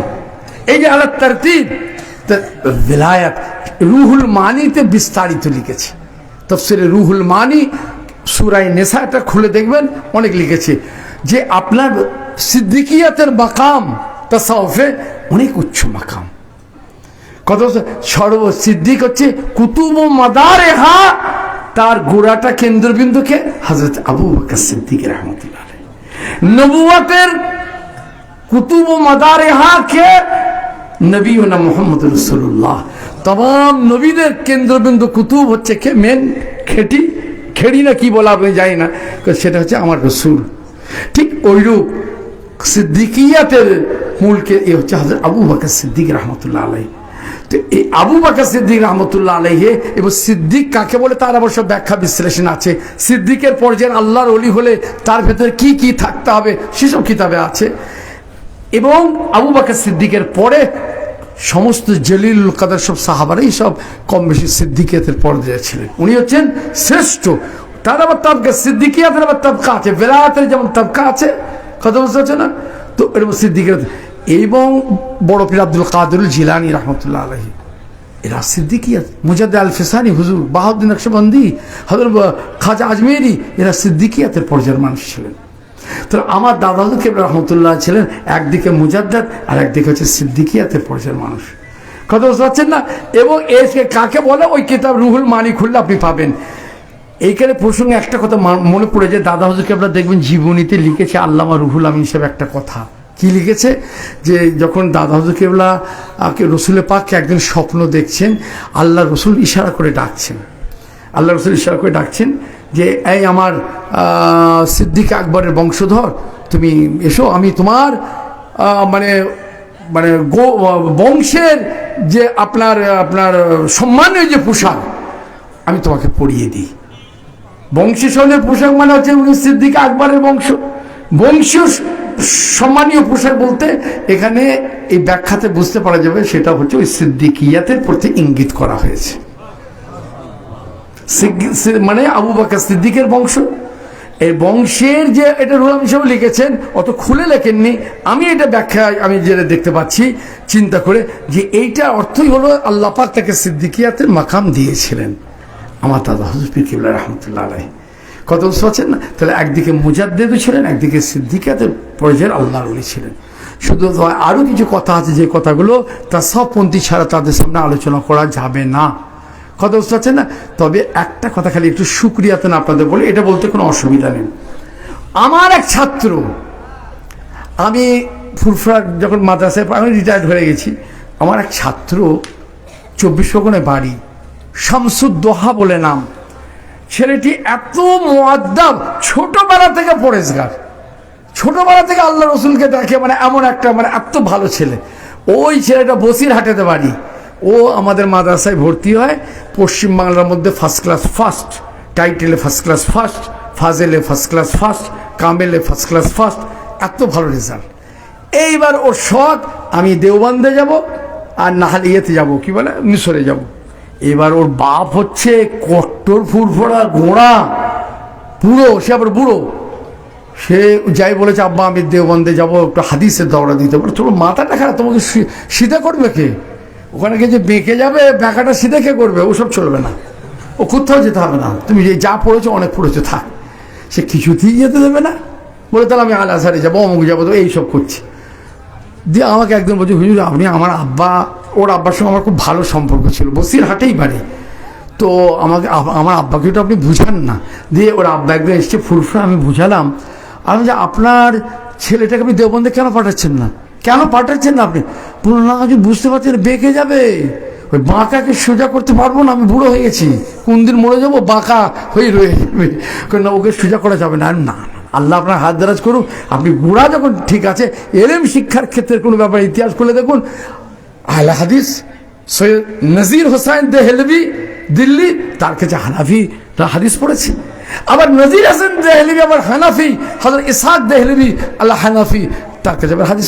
এলেম শিক্ষার ক্ষেত্রে এটা তো কোনো ব্যাপার না, একে আমার এলেমে আমার দরকার, যেখান থেকে হোক আমি শিখতে পারি। বুঝিয়ে বাজিয়ে থাক দেওবন্দে পাঠানো হলো। এইবার দেওবন্দে গেছে, এটা সুক্রিয়াতন বলছি, একটা এর সঙ্গে রিলেটেড বলে বলছি, গল্প নয় এটা, এর থেকেও আমাদের শিক্ষার আছে। তা এইবার ওখানে গিয়েও ভালো রেজাল্ট করি, আর ওর দ্বারা আমি একটা কাজ করেছিলাম দেওবন্দ মাদ্রাসার, ও একটা আমার একটু উপকার করে দিয়েছিল। বেশি উপকারটা করেছে আমার ভাই, আপনার কি বলে, চট্টগ্রামের কি যে এখানে ওনার নামটা, যে মুরব্বী যে আমার সাথে এলেন, গুলাম রসুল ভাই আমার সব থেকে উপকারটা করেছে। আমি একজন দাদা কেবলার খলিফার জীবনী 7-8 বছর 9 বছর ধরে হন্য হয়ে খুঁজছিলাম, খুঁজে পাইনি। তার বাড়ি হচ্ছে সন্দ্বীপ, চট্টগ্রাম থেকে স্টিমারে যেতে সন্দ্বীপ, সে সন্দ্বীপে বাড়ি, সেখানে তার নাম হচ্ছে ওয়াজিহুল্লাহ খান সন্দ্বীপি। হ্যাঁ, সে কিছুতেই পাইনি। তো ওই ছেলেটাকে বললাম, আচ্ছা এক জায়গায় একদম দেওবন্দি মৌলানা সাহেব লিখেছেন হাদিস তত্ত্বের ইতিহাসে, বা আরেক জায়গায় লিখেছেন, দেখলাম যে আনোয়ার শাহ কাশ্মীরি মানে হচ্ছে বিশাল ব্যাপার, ও নিজেই লাইব্রেরি, একবার দেখলে আর 10 বছর ভুলবে না, একবার খালি চোখ ভুলিয়ে দিলে। আমরা যেমন 1000বার পড়লেও খালি কুঁতিয়ে খালি ভুলেই যাচ্ছে, আল্লাহ পাকে এমন করে দিয়েছিল, মানে রোবটের মতো, কথা বুঝতে পারছেন না, একবার দেখলে। সেই আনোয়ার শাহ কাশ্মীরির সঙ্গে একটা বাঙালি ছেলে কম্পিটিশন করে দেওবন্দে ফার্স্ট হয়েছিল, বলুন সুবহানাল্লাহ। এটা আমার কথা বলিনি, আপনি আমার কথা উড়িয়ে দেবেন, দেওবন্দে আলেমরাই লিখেছে, আমার কাছে বই আছে, একাধিক বই আছে। ওনার লাইফ হিস্ট্রি খুঁজছি আমি, লাইফ হিস্ট্রি খুঁজে পাচ্ছি না, কোথাও খুঁজে পাচ্ছি না। ওই ছেলেটাকে বললাম, আচ্ছা সত্যি এই যে লিখেছে আনোয়ার শাহ কাশ্মীরি, আমার তো বিশ্বাস হয় না। আর আনোয়ার শাহ কাশ্মীরি সম্পর্কে তো পড়েছি, আনোয়ার শাহ কাশ্মীরি তো বিশাল ব্যাপার। আচ্ছা কত নম্বর পেয়েছিলেন? এটা তো আমাদের এমনি মাদ্রাসা নয়, দেওবন্দের সব রেকর্ড আছে, সব রেকর্ড, কে কত সালে পাশ করেছে, কত নাম্বার। ওই ছেলেটা একটু চেষ্টা করেছিল, করে কিছু আশরাফ আলী থানভী রহমতুল্লাহ আলাইহের, আমি নিজে পড়েছি, আশরাফ আলী থানভী রহমতুল্লাহ আলাইহির খলিফা, এখানে শামসুল হক ফরিদপুরি আরো অনেকে ছিল, কিন্তু সব থেকে নাম করা বড় আলেম, বড় খলিফা ছিলেন হযরত আল্লামা শামসুল উলামা ইসহাক সাহেব বর্ধমানী রহমতুল্লাহ আলাইহি, সব থেকে বড় আশরাফ আলী থানভী তার জায়গাতে তাকে বসিয়েছিলেন কানপুরে জামিল উলুমেতে, তার জায়গায় তাকে বসিয়েছিলেন, ফতোয়া ডিপার্টমেন্ট তার উপরে ছিল, তার জন্য আশরাফ আলী থানভী অন্যান্য দেওবন্দি আলেম ওলামারা অনেক সমালোচনা করে, একটা বাঙালি, এই বাঙালি বাঙালিকে। তো উনি একটা খুব সুন্দর উত্তর দিয়েছিলেন, তা মনে রেখে উত্তরটা, যাই হোক। তা একে বললাম যে তুমি দেখো, এর সত্য কথা, আনোয়ার শাহ কাশ্মীরি মতো এর মতো দিয়ে যাই, ওরা জানতে পেরে গেছে, আর রেজাল্ট দেখায়নি, খালি বলে দিলে এত সালে পাশ করেছে, ইনি একই সঙ্গে পাশ করেছে, রেজাল্ট কত নম্বর পেয়েছেন ওইটা আমি চাচ্ছিলাম। মানে কেন, আমি তো আমার গবেষণা করতে গেলে তো এগুলো দরকার, মুখে কথা বলে দিলে তো হবে না। কিন্তু ওইটা ওরা যখন জেনে ফেললো, যার পরে দায়িত্ব ছিল ওইসবে, সে আর নথিপত্র আর দেখালো না। তারপরে এই গুলাম রসুল ভাইকে বলে চট্টগ্রামে ঘুরে এখানে ঘুরে আল্লাহর কিষান, আল্লাহর গায়েবী মদদ হয়ে গেল, পুরো ইতিহাস আমার হাতে এসে গেল। নিয়ত ভালো থাকলে, জানেন, ধান্দাবাজি যদি নিয়ত না থাকে, নাম যদি উদ্দেশ্য না থাকে, পয়সা যদি উদ্দেশ্য না থাকে, মান ইজ্জত যদি উদ্দেশ্য না থাকে, এইগুলি সর্বনাশের আমাদের গোড়া, মনে রাখবেন। তাহলে আল্লাহ পাকের গায়েবী মদদ হয়, আর পুরো চলে লাইফ হিস্ট্রি, মানে যেটা আপনি আমার বইয়ে পাবেন, অন্য কার বইয়ে পাবেন না, সেটা কিন্তু এই বুড়োই জোগাড় করে দিয়েছে আমাকে। বুড়ো কথা লিখেছি আমার বইয়ে, আল্লাহ পাকই করে দিয়েছেন ওর ওসিলায়। ঘুরে 7 বছর 8 বছর ধরে একে জিজ্ঞেস করছি, ওকে জিজ্ঞেস, সে নোয়াখালীতে গেলাম, দেওবন্দি বড় আলিম ছিলেন, মারা ইন্তেকাল করে গেছে, 85-90 বছর বয়স, কি নাম, খুব নাম করেছিল, ওনাকে গিয়ে গেলাম ওনার বাড়িতে। ওনার আব্বা ছিল আবার দাদা হজরত খলিফা, ও গনি সাহেব, কথা বলছে না। আমি গিয়ে বললাম যে এই ব্যাপার, বলে হ্যাঁ বড় আলেম ছিল, ওটা বেদাতি ছিল। চিন্তা ভালো করে শোনো, বড় আলেম ছিল, ওটা বেদাতি ছিল। কত তাসবিয়ত চিন্তা করতে পারেন। আমি এগুলোকে নিয়েও আমি করেছি। কেন মিলাদ কিয়াম করতো? বেদাতি, বেদাতি, তার নাম নেবে না। মিলাদ কিয়াম করেছে বলে তোমাদের এখান থেকে একটা বই বেরিয়েছে, ঢাকার একজন দেওবন্দি মৌলানা সাহেব লিখেছেন আমরা জাতের উত্তরসূরি। এই বইটা আমার কাছে আছে। কত এই বাংলায় দেওবন্দিয়া বড় বড় আলেমেরা এসেছেন, তারা কি কি কাজ করেছেন সেগুলো সব দিয়ে আছে। কি কাজ করেছেন সেটা তো আমি দেখে নিয়েছি, পুরো বই আমার চোখের সামনে আছে, সব বাড়ির কথা লিখেছেন। কিন্তু এই পূর্ব বাংলার শ্রেষ্ঠ আলেমদের মধ্যে বলছে নোয়াখালীর ইতিহাসে এই ধরনের আলেম তৈরি হয়নি, সেটা হচ্ছে ওজিহুল্লাহ খান সান্দেপি। কিন্তু তার নামটা নেই, তার নাম নেই। সব বাড়ির নাম আছে, তার নাম নেই। কেন? মিলাদ কিয়াম করতো। ওইটা মিলাদ কিয়ামটা হয়ে গেছে আমাদের হক না হকের মাপকাঠি, আর স্থান পেল না। ঠিক সেম বেরেলিদের ক্ষেত্রে দেখলাম, বেরেলিদের ক্ষেত্রে আমি দেখলাম বেরেলিদের এখানকার যে হেড, অনেকদিন আগে মারা গেছেন, আজিজুর রহমান কি কাদের কি আজিজ, দেওয়ানে আজিজ বলে ওনার একটা ফার্সি দেওয়ান আছে, কবিতার বই আছে, দেওয়ানে আজিজ। ও বেরেলিদের সেদিনের ব্যাপার, কোথায় দাদা হবে কোথায়, সে ওনার নাম হচ্ছে আপনার কি আজিজুল হক কাদেরি না কি ধরনের নাম। বেরেলিদের চট্টগ্রামের মেন হেড সে, দেওয়ানে আজিজ। এই বইটা আমাকে দিয়েছিলেন মাগুরারই আমাদের মৌলানা বদরুল আমিন ভাই, ঢাকাতে বদরুল আমিন ভাই আমাকে দিয়েছিলেন। তাতে দেখি উনি আমাকে ধরিয়ে দিলেন, আমি ওটা আর ধরলাম। তাতে দেখেন দাদা হুজুর কেবলা প্রশংসা করেছে, দাদা হুজুর কেবলা কথা খুব নাম করেছে, ওজিউদ্দিন সান্দাফির নাম করেছে। বেরেলিদের যিনি চট্টগ্রামের হেড, ওই দেওয়ানের মধ্যে ওজিউদ্দিন সান্দাফির লাকাব খালি এত বড় আলকাব দিয়েছে, এত বড়, তার মাথা খারাপ হয়েছে, গোটা 2 পৃষ্ঠা খালি আলকাব লকব দিয়েছে। আর দাদা আর আসল জায়গায় ঘা মেরে দিল কি, সৈয়দ আহমদ বেরেলভী রহমতুল্লাহ আলাইহি বিয়াদব বাস হয়ে গেল, সবকিছু নষ্ট বড় চাচির খাটায়। সৈয়দ আহমদ বেরেলভী রহমতুল্লাহ বিয়াদব, কত তিনি ওয়াহাবি ছিলেন, তিনি বিয়াদব ছিলেন ইত্যাদি হয়ে গেল, তো সবকিছু নষ্ট বড় চাচির খাটাই হয়ে গেল। তার মানে হচ্ছে ওজিউল্লাহ সান্দাফি মিলাদ কিয়াম করতো, দেওবন্দে পড়লে কি হবে? আমাদের মিলাদ কিয়ামটাই তো আমাদের হক না হকের মাপকাঠি। সেই জন্য ওই বইয়ে, বেরেলিদের বইয়ে উনি স্থান পেয়ে গেল, আর দেওবন্দীদের বইয়ে স্থান পেল না। কত বুঝতে পারছেন? এই যে তাসব, যে এই যে গোঁড়ামি, এর থেকে বেরিয়ে আসা, এটা তো দরকার আছে, ওয়াসিউন নজর হতে হবে। আর এখন যে অবস্থা, এই জিনিস যদি না থাকে, আজ সেই ওই মশলা নিয়ে ওই নিয়ে ও আপনার ছোটো খাটো অমুক নিয়ে তমুক নিয়ে। তবে আমাদের ওখানে কিন্তু এখন খুব ভালো হয়েছে, জানেন তো, এখন খালি দেওবন্দিরা বলছে আসুন সব আমরা সব এক ভাই, একসঙ্গে সব। আমি তো কয়েকটা সভা করলাম আহলে হাদিসদের বিরুদ্ধে, দেওবন্দির মধ্যে না ওসব ছেড়ে দেন, আপনাদের এখানকার বলছে নাকি জানি না, আমাদের ওখানে সব এক হয়ে গেছে। কত বছর না বললাম আমরা তো সব একই, কথাটা ঠিকই বলেছে। একই এতদিন একই ছিলাম না কেন, এখন একই হয়ে গেলাম আহলে হাদিসদের করে ইয়ে করার জন্য, ঠিক আছে, একই তখন ছিলাম না কেন, তাই না? যাই হোক, কিন্তু আমাদের ভেতরে সে তাসবিয়তটা নেই। আপনি আমার জায়গায় এসে গন্ডগোল করেছেন, আমি প্রতিবাদ করেছি। আমি তো আপনার জায়গায় গিয়ে গন্ডগোল করিনি। যেখানকার মানুষ মিলাদ কিয়াম করে, আপনি এখানে হারাম বেদাতের ফতোয়া দিয়েছে, সেই জন্য আমাকে প্রতিবাদ করতে হয়েছে। আমি তো আগে বেলা আপনার জায়গায় জোর করে করতে যাইনি, আর করাও চলবে না। যাই হোক, ছেড়ে দেন তো। আমার যে কথা বলতে গিয়ে অন্যদিকে চলে, এই কথা বলে শেষ করে আমার গলা শুকিয়ে যাচ্ছে, আর ভোগও লেগে গেছে খুব জোর, আর বলতে পারছি না, আমার মানে এনার্জিটা নষ্ট হয়ে গেছে। কথা হচ্ছে এই, তারপরে সেই ছেলেটি শামসু দেওবন্দ থেকে পাশ করে এইবার বাড়ি চলে আসবে, এটা শোনা দরকার আছে, বাড়ি চলে আসবে।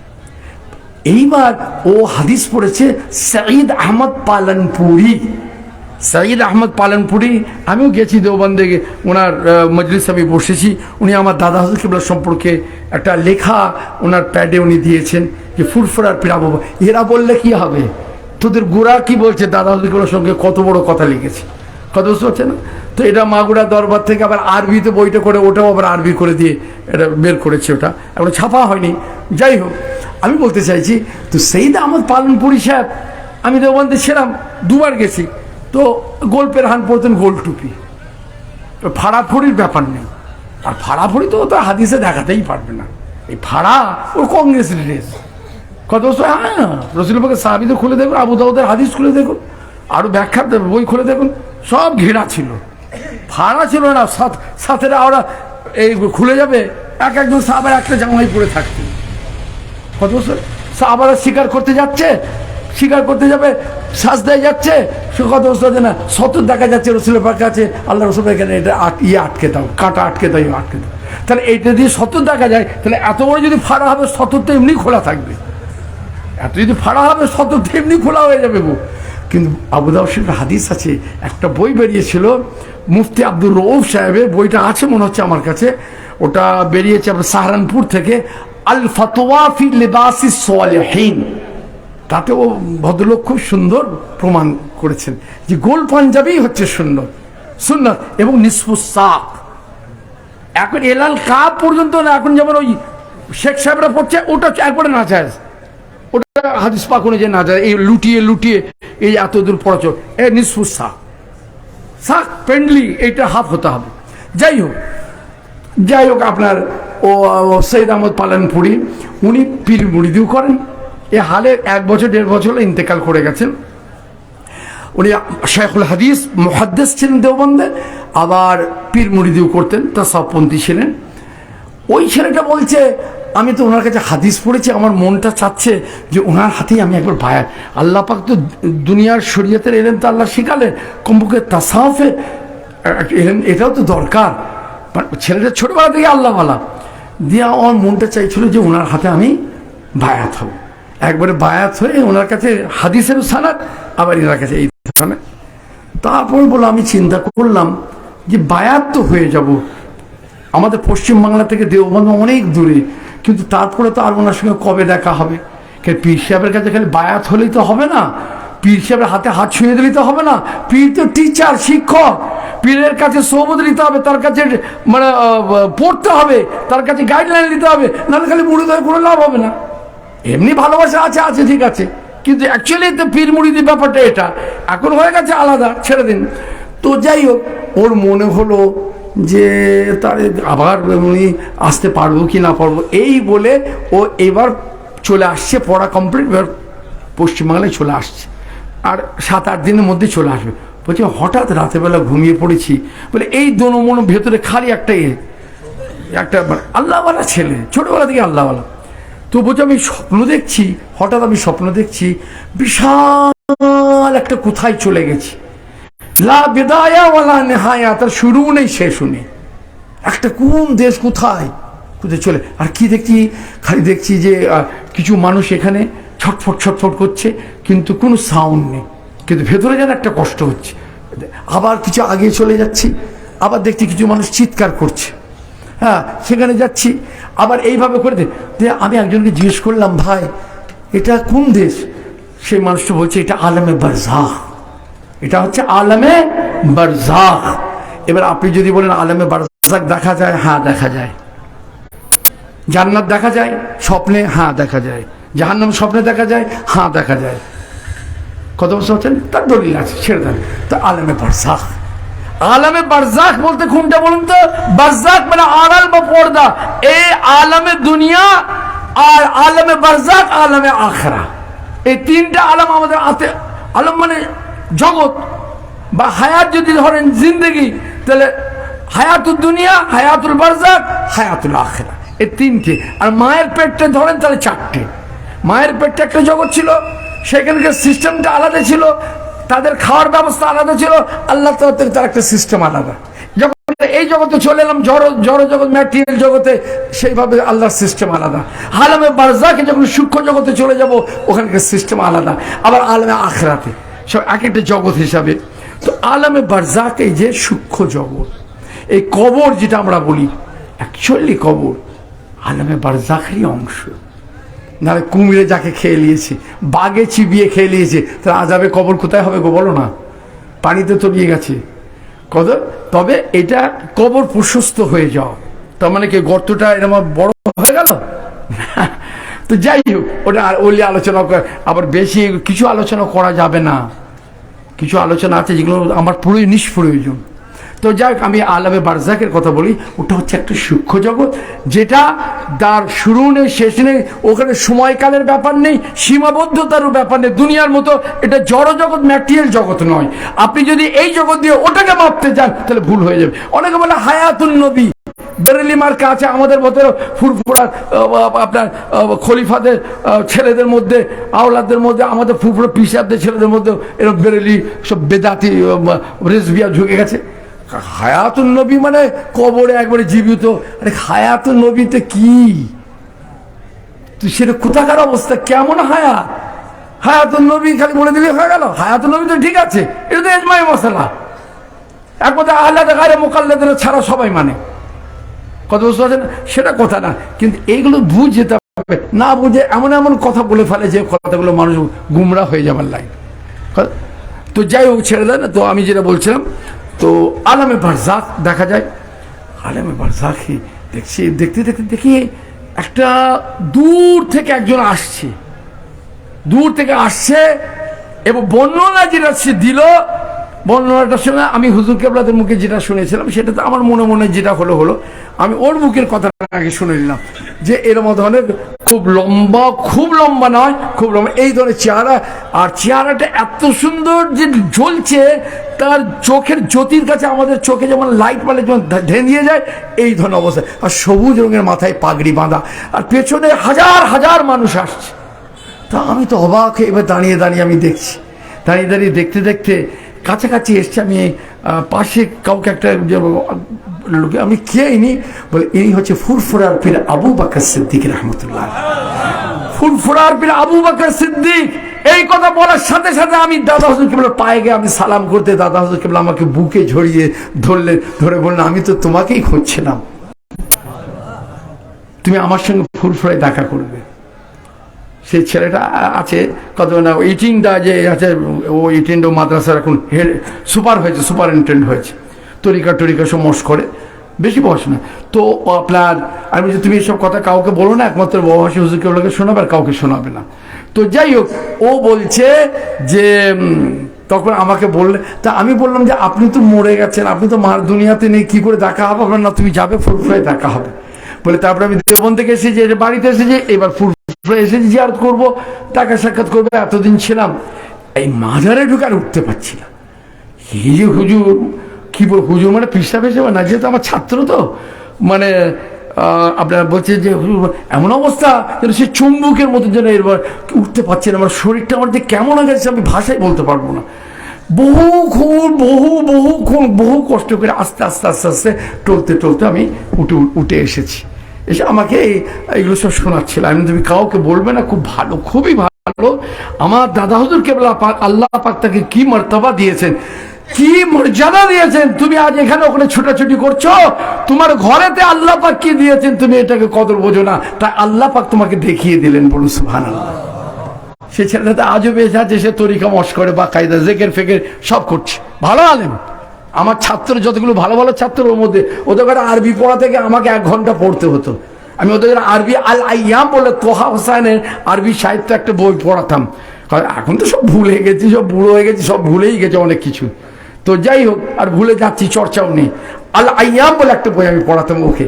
তো ওদের মতো ভালো ছেলেকে পড়তে গেলে আমাকে 1 ঘন্টা পড়তে হতো ওই আরবি সাহিত্যটা ভালো করে। এত মানে যাই হোক, আমার বলা উদ্দেশ্য গল্প নয়, এর থেকে আমাদের শিক্ষা লিয়া যে আজ আমরা কোন তরিকা, কোন সিলসিলার মানুষ। তবে জেনে রাখবেন, আবারও একটা কথা বলে যাচ্ছি, আল্লাহর জন্য যদি মুজাদ্দিদে জামানকে ভালোবেসে থাকেন, আর তার খলিফা দিগকে যদি ভালোবেসে থাকেন আল্লাহর জন্য, তাহলে কিন্তু এই ভালোবাসাটা বেকার একবারে যাবে না। আর শুনে রাখুন, এই তরিকার সঙ্গে যারা সম্পর্ক রেখেছে, আল্লাহ যদি করেন ইনশাআল্লাহ কমপক্ষে তাদের মওতটা বেঈমানি অবস্থায় হবে না। আর ব্যাখ্যা আমি দেবো না, এক্ষুনি ফতোয়া হয়ে গেলে বিপদ হয়ে যাবে আমার, কথা বলবেন না, এক্ষুনি কাফির কুফরি ফতোয়া হয়ে যাবে।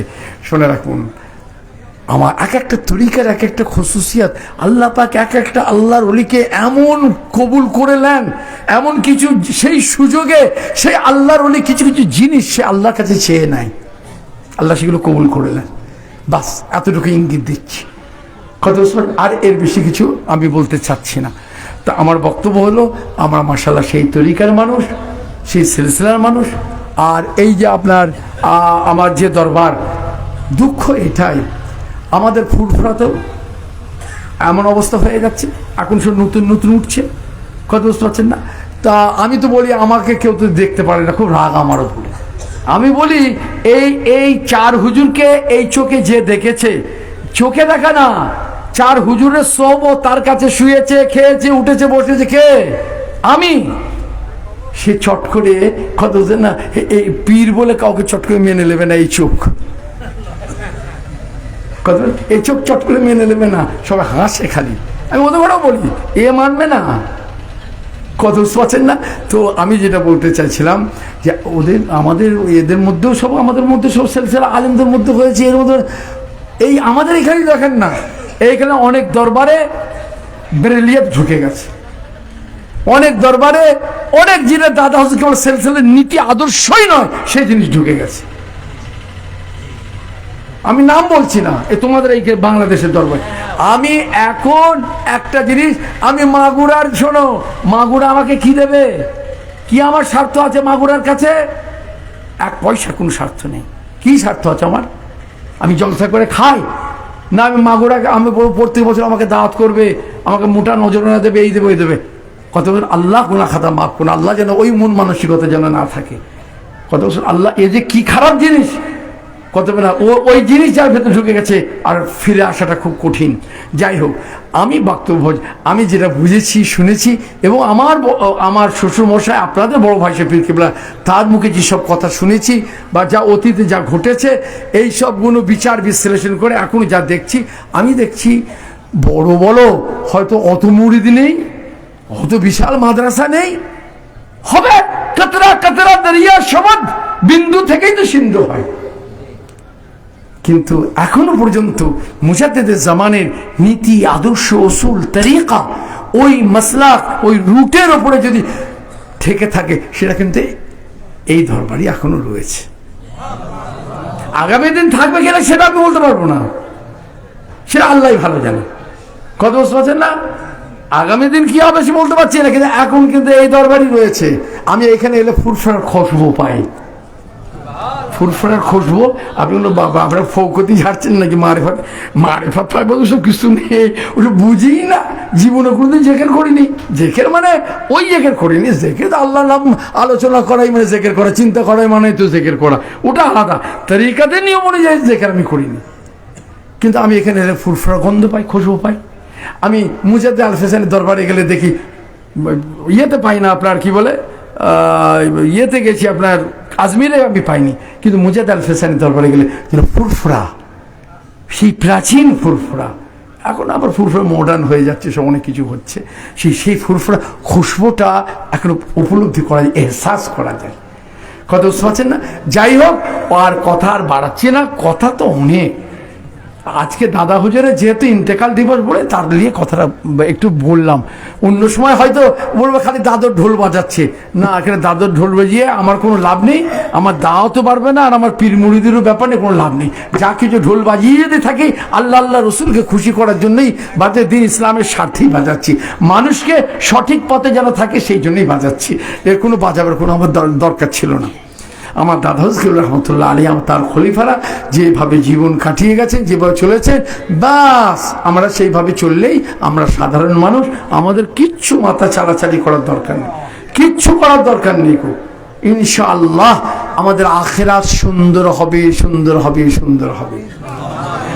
আমার উস্তাদ আল্লামা বদরুদ্দিন আজহারি দেওবন্দে 10 বছর পড়েছেন, তারপর আল আজহারে 8 বছর পড়েছেন, ইন্তেকাল করে গেছেন মাত্র 1 বছর হলো। আমার ওস্তাদ খালি নয়, আমি ওনার প্রিয় ছাত্র, আমাকে এত ভালোবাসতেন, কেন বাসতেন আমি জানি না, বাহাউদ্দিন করে পাগল, মানে এত ভালোবাসতেন। বদরুদ্দিন মেজলা হুজুর কিবলা ওনাকে খিলাফতনামা কয়েকজনকে মাত্র দিয়েছিলেন, একটা হচ্ছে মানে আমাদের আবু সালেহ ভাইয়ের আব্বা, একটা হচ্ছে আপনার উনি, হাতে গোনা কতগুলো, আর বাকি যারা বলে মেজর হুজুর কেবলা খলিফা, ভোকাস কথা, সব ভোকাস। আমাদের ওখানেও আছে, ওখানে আছে, এইগুলো তো ভালো করে খাবার ভালো জিনিস তো না, কথা বুঝতে পারছেন না? বিনা ইনভেস্টমেন্টে কোনো লাভ নেই, লস নেই, বা লস নেই কি আছে? কিন্তু খলিফা এদে ঘরে দিয়েছে। আমি জানি বদরুদ্দিন আজহারি সাহেব একজন। বদরুদ্দিন আজহারি সাহেব হুজুরের মুরিদ নয়, মেজ হুজুরের খলিফা। দেখা করতে গেছে কার সঙ্গে? হুজুরের সাথে। কি শিক্ষা পেয়েছি আর এখন কি পাচ্ছি, এটা মেনে নেবো আমি? হতে পারে? কোনোদিন না, হবে না। তো তখন গিয়ে বলছে, হুজুর আমার জন্য দোয়া করবেন যেন কাল কিয়ামতের দিনে যেন আপনার সঙ্গে যেন থাকতে পারি। কে বলছে? মূর্খ নয়, আল্লামা বদরুদ্দিন আজহারি সাহেব কত বড় আলেম, আমাদের উস্তাদ। ওনার পুরো লাইব্রেরিটা আমাকে দিয়ে গেছে আমাদের এখানে, বলে বাহাউদ্দিনের দায়িত্ব দিয়ে দেয়, ওইখানে থাকবে, আমার হেফাজত থাকবে। কথা বলছেন, ওনার ছেলে নেই, দুটি মেয়ে। যাই হোক, তো উনি বলছেন হুজুর কেবলা। হুজুর কি বললেন সেই কথা শুনে বলে, বাবা শোনো, তোমার দাদুকে যে ভালোবাসবে, তোমার দাদুর সঙ্গে যে আল্লাহর খাতিরে অন্তরের সম্পর্ক রাখবে, শোনো রাখো, আমরা কাল হাসরের ময়দানে একই শামিয়ানার নিচে থাকবো। কথা বুঝতে পারছেন? তো বলবে হ্যাঁ থাকবে। এখনকার মডার্ন পীর হলে কি বলতো? বলে হ্যাঁ জান্নাতে পাঠিয়ে ছেড়ে দেবে তোমাকে। কথা বুঝতে পারছেন না? তো এই হলো কথা। তা আমি বলতে চাচ্ছি, আল্লাহর মধ্যে কিছু না হোক জানি না, আমি আল্লাহর কাছে একের সময় বয়স অনেক হয়ে গেছে, তো 66 বছর চলছে, পা দিয়েছি, কদিন বাঁচবো জানি না। আপনারা আমার জন্য একটু দোয়া করবেন। আমি বড় গুনাহগার, বড় খাতাকার, একজন অজ্ঞ মূর্খ। জীবনটা মানে যদি চিন্তা করলে শুয়ে শুয়ে খুব কষ্ট হয়, কান্না পাই। আল্লাহ কোন সময় আপনার যদি হুকুমে যে কি হবে, কথা বলছেন না? সেই জন্য যুবক ভাইরা, তোমরা সময় থাকতে চেষ্টা করো, সব কিছু জিনিস করতে হবে। তো আজ আপনাদের কাছে সেই জন্য আমি দোয়া প্রার্থী, আল্লাহ যেন দিন ইমানের উপরে কায়েম রাখেন আমাকে, আর যেন হকের উপরে কায়েম থাকতে পারি। আর আমার ওই বাচ্চাগুলোর জন্য, আমার ছেলে নেই, আমার একটি মেয়ে, একটি মাত্র মেয়ে। তা এখন সেই ছেলেটা বড় হয়ে যায়, মনে করছি কোথায় এখানে এনে রাখবো, ওকে মাগুরাতে দেবো, কোথায় দেবো, কী করবো, কোথাও নানা রকম চিন্তা করছি, কত রকম। আবার কেউ চাচ্ছে তাকে ইংলিশ মিডিয়ামে, আর আমি তো ইংলিশ মিডিয়ামের লোক নয়, আমি হচ্ছে মৌলবী লাইনের লোক। আমি জানি বাবা এইতে দিন দুনিয়া দুই হবে, কথা বলেন, ওদিকে গেলে খালি দুনিয়া হবে, দিন হবে না, কথা বুঝতে পারছেন? যাই হোক, আপনারা সেই জন্য আপনাদের কাছে দোয়া প্রার্থী। আবার যদি বেঁচে থাকি, আপনারা যদি বেঁচে থাকেন, হায়াতে থাকেন, যদি আগামী বছর আসতে পারি, আশা হয় আবার দেখা হবে, আবার দুটো কথা বলবো। কিন্তু আমার দাদা হুজুর কিবলা রহমতুল্লাহ আলাইহি আর সম্পর্কে অনেক কিছু জানার আছে, বুঝার আছে, কথা বুঝতে পারছেন না? আপনি সাধারণ কোনো পীর সাহেব, আল্লামা সাহেব মনে করবেন না, তিনি যুগের একজন ইমাম ছিলেন, একজন খ্রিস্টান। তখন কোথায় দেববন্দিরা আমাকে দেখাক, আমি সমালোচনা করছি না, আমারটা আমি বলবো না। তুমি ভালো উত্তর ভারতে করেছো, ঠিক আছে, যখন দলে দলে খ্রিস্টান হয়ে যাচ্ছে, এটা আমার কথা? ইসলাম প্রচারক পত্রিকার কথা, আজ থেকে 100 বছর আগে যে 105 বছর আগে ইসলাম প্রচারক পত্রিকা বেরোতো, সেই পত্রিকার কথা তুমি আমাকে বলছো কেন? যখন এই যশোর, খুলনার কিছু অংশ, নদিয়া, হাজার হাজার মানুষ দলে দলে ইসলাম ছেড়ে দিয়ে খ্রিস্টান হচ্ছে, এটা তো বেশি দিনের কথা নয়। আমি যেটা আগের ইতিহাস, এটা তো 800 বছরের ইতিহাসে দাদা হুজুর কেলাম মতো কেউ নেই, এইটা বলে গেলাম। আর এটা বেশি দিনের কথা নয়। তো তখন কোথায় ছিলে তোমরা? তোমাদের জামাত দল কোথায় ছিল বলো? কেউ ছিলে না। সেই ফুরফুরা আবু বকর সিদ্দিক, তার মিশন, তার খলিফারা, তার অনুগামীরা, তার অনুরক্তরা ওদের বিরুদ্ধে, এই খ্রিস্টান মিশনারির বিরুদ্ধে মোকাবেলা করেছিল, লেখনির মাধ্যমে, বাহাসের মাধ্যমে করেছিল। কিছু কম এই ছোটি ছোটি বই লিখেছিল, মোটা মোটা বই লিখেছিল। আপনাদের বাংলাদেশের ডক্টর আনিসুজ্জামান মারা গেছে, ও আপনাদের প্রধানমন্ত্রীর খুব কাছের লোক ছিল ডক্টর আনিসুজ্জামান। তো যাই হোক, ওই ডক্টর আনিসুজ্জামান ওর থিসিসে দাদা হুজুর কিবলার কথা লিখেছে। লিখতে গিয়ে দেখবেন খ্রিস্টান মিশনারিদের মোকাবেলাতে আর যে লড়াই হয়েছিল, সেখানে দাদা হুজুর কিবলার, খালি একটা বইয়ের কথা বললাম, এরকম অনেক বই আছে। দাদা হুজুর কিবলার কি ভূমিকা ছিল, তার ভক্তদের কি ভূমিকা ছিল। দলে দলে খ্রিস্টান হয়ে গেছিল, পয়সার বিনিময়ে, এর বিনিময়ে দুর্ভিক্ষ দেখা দিয়েছিল। কোথায় ছিল তখন তোমরা? যাই হোক, আমার তুমি সমালোচনা করা আমার দরকার নেই। আমাদের বক্তব্য হচ্ছে আমরা হকের উপরে আছি বাবা, আর ছুটাছুটি এদিক ওদিক করার দরকার নেই। যে দরবারে যা আসছো এই দরবারে যাতায়াত করো, তার এই মাজারটা জিয়ারত করে মাঝে মাঝে এখানে এসে বসবে। এখান থেকে তরিকা সবক লেগে শরীয়ত শিক্ষা হলো, তরিকা তো শিক্ষা হলো, আর এখানেও আসতে হবে। আল্লাহর মাজারে বসে তার ফয়েজ ও বরকত হাসিল করতে হবে। কথা বুঝতে পারছেন? ইনশাআল্লাহ আমাদের জন্য যথেষ্ট হবে। আর এখন তো ধরতে গেলে এই বাংলাদেশে একমাত্র এনাদের তরফ থেকে সীমিত ক্ষমতায় যতটুকু আছে, তাছাড়া তা কেউ করছে না তো। কোনো একটা মুখে জবানে অত খলিফা, এত কিছু, কোনো জবানে কোনো মুখে কথা নেই, কোনো বইও কেউ দেখতেই পাচ্ছে না বই। এর বিরুদ্ধে, এই বেদাতিদের বিরুদ্ধে, এই গায়রে মুকাল্লিদের বিরুদ্ধে, ওয়াহাবিদের কই দেখাতে তো হবে যে হ্যাঁ এই লিখেছে, নেই। যাই হোক, এখন আমি বলবো, এখন যে দরবার, এখন এইটাই আমার ভালো, যে দরবার খেদমত পাচ্ছি, যে দরবার দেখছি তার নীতি আদর্শের ওপর, আখলাকের ওপরে দেখছি, সেটাই আমার ভালো, নাকি বলেন? তো তার মানে এই নয় যে দরবারের ভক্ত হয়ে আপনারা, দরবারের ভক্ত হওয়ার মানে উদ্দেশ্য মানে এই নয় দরবারে এসে দুবেলা নজরানা দিয়ে যাবে উপর ঢোকন, সেই জন্য নয়, মুড়ি বাড়াবার জন্য বলিনি। আমি বলতে চাচ্ছি এই নীতি আদর্শতে এরা যেভাবে চলে এইটাকে অনুসরণ করার কথা বলছি, এদের বক্তব্যটাকে অনুসরণ করার কথা বলছি। এরা যে পথ নির্দেশিকা আপনাকে আমাকে দিচ্ছে, এটা হাদিস, কোরআন, ইজমা, কিয়াস আর ফুরফুরা ফিল আবু বকর সিদ্দিক উসুল ভিত্তিক। এইটা আমি বলতে চাই। ও তুমি পীর সাহেবের ছেলে বলা চাই বলো, কথা বুঝতে পারছেন না? তো সে সৎসাহ তো আমাদের পীর সাহেবের ছেলে তো কিছু কিছু এমন কথা বলছিল, ইমানও চলে যাবার লাইন হয়ে গেছে। সেটা প্রতিবাদ কে করলো? এরাই তো করলো, কেউ তো করলো না। এত খলিফারা করবে? পীর সাহেবের আরেকটা পীর সাহেবের ছেলে প্রতিবাদ করার সৎসাহস নেই, মানুষের ইমান নষ্ট হয়ে যাচ্ছে। তখন তো দেখালে এরাই উঠে পেরে লেগে এর প্রতিবাদ করতে হবে, এক ঐতিহাসিক ফতোয়া বের করে ফেললেন। ফুরফুরায় গিয়ে, ফুরফুরা মুহাদ্দিস, আমিও সেখানে ছিলাম, সব বসে সিদ্ধান্ত করে ফতোয়া বের করা। আল্লাহ রসুলের ক্ষেত্রে, শরীয়তের ক্ষেত্রে, হাদিস কোরআনের ক্ষেত্রে কারোর সঙ্গে কোনো আপোষ চলবে না। তুমি আমার আত্মীয় হিসেবে ঠিক আছে, আমি তোমার বোনাই, তুমি আমার শালা, ঠিক আছে, কিন্তু নীতি আদর্শের ক্ষেত্রে ওখানে কোনো আপোষ নেই। এই মানসিকতা কিন্তু আমাদের থাকলে হবে না, বুঝতে পারছেন না? তার মানে এই নয় যে সব নিজেদের মধ্যে দ্বন্দ্ব করে থাকবো, তা না। যাক, আর কথা বাড়াবো না, খামাকে অনেক কথায় বলে ফেললাম, শেষ করে দিচ্ছি। আপনারা দোয়া করবেন। আসুন,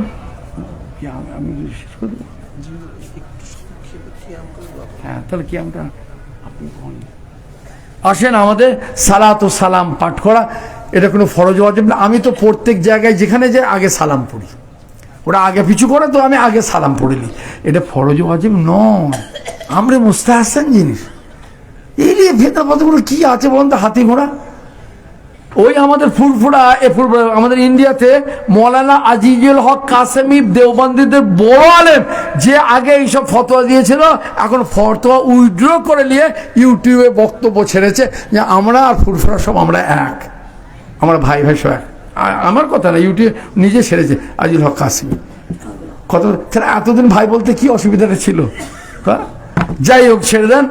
আসুন আমরা আল্লাহকে হাজির নাজির জেনে, নবীকে না। আজকাল আমাদেরও ছেলে বেরিয়েছে, আমাদের মেদিনীপুরে ওই আলী আজগার ওইসব, তারপরে আমাদের পীর সাহেবদের এক ছেলে বেরিয়েছে সবুজ রঙের, গোলাপি রঙের পাগড়ি, মানে ইত্তাখাজান নাসুর ঔসান জোহাল, সেই যুগে এসে গেছে। মানুষ জাহেল মূর্খ তো করে দিনের নেতা হিসেবে নির্বাচন করবে, আর বিনা এলেমে তারা ফতোয়া দেবে, তারা গুমরা হবে, পথভ্রষ্ট হবে, মানুষকেও গুমরা পথভ্রষ্ট করে বেঈমান হবে।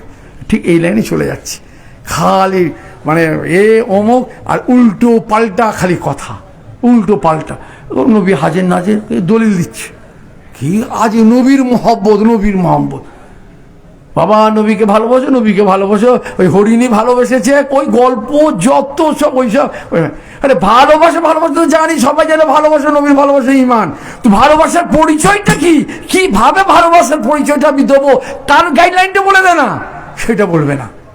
ওই গোটাকত হাদিস মুখস্থ করে রেখেছে যে মহব্বতের উপরে, আর গোটাকত ঘটনা, নবীর মহব্বতের কথা, আল্লাহর ওলির মহব্বতের কথা বললে মানুষের একটা ইমানি জজবা তো হবেই, নাকি বলুন? আরে তো কত তকবীর, আবার আলোচনা হচ্ছে, বাপরে অমুকের বক্তব্যতে এত তকবীর পড়েছে, এখন আবার মিথ্যা কথাতেও তকবীর হচ্ছে।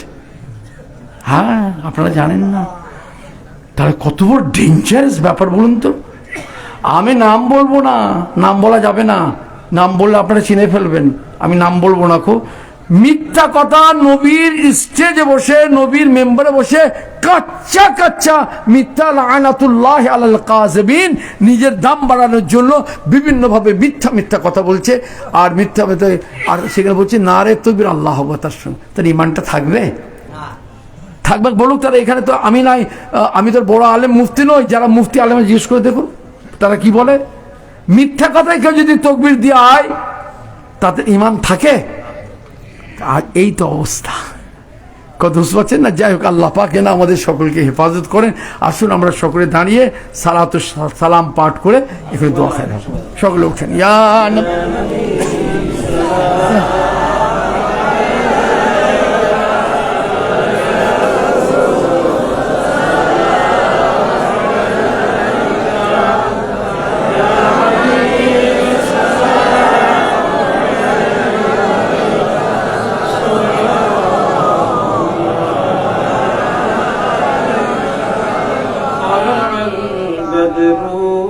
علينا من ثنية الوداع وجب الشكر علينا ما دعا لله داعي.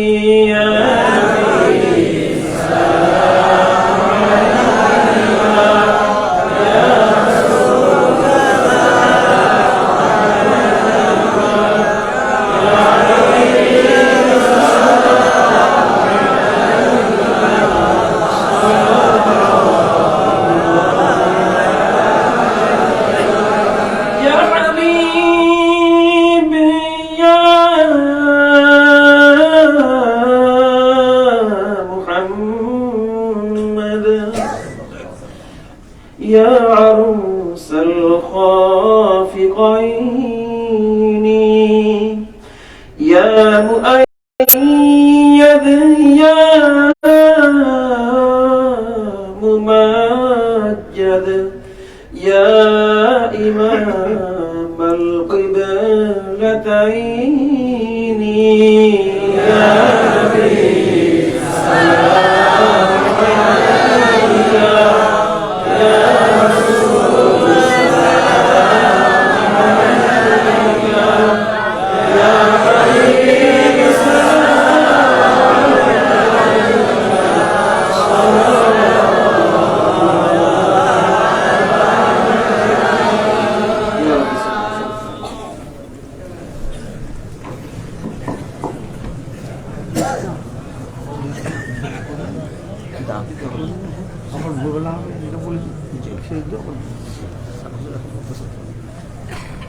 এখনই আপনার সংক্ষিপ্ত একটু দোয়া, দোয়া তো সবসময় কথা বুঝতে পারছেন না।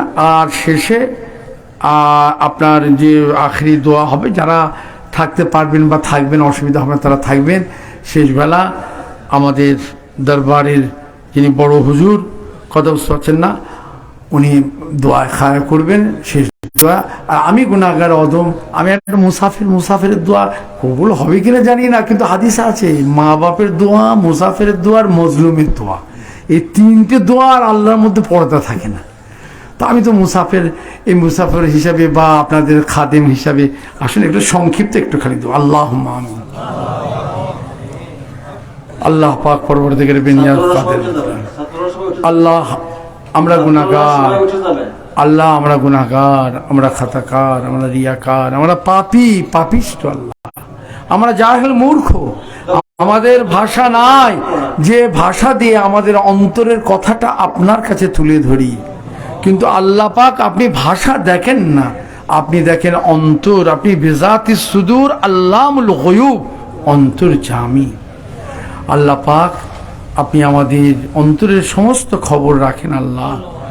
আয় আল্লাহ, একটাই সব থেকে প্রথম শেষ দাবি, মানে আল্লাহ পাক আপনার কাছে আমরা আশা করি, দাবি মানে আশা করি, আল্লাহ ওই অন্তঃকরণ দেবেন যে অন্তঃকরণের কথা আল্লাহ আপনি কোরআনে বলেছেন, কলবে সলিম, কলবে সলিম, টাকা পয়সা লা ইয়ানফাউ মালুন ওয়ালা বানুন ইল্লা মান আতাল্লাহ বিকলবিন সলিম।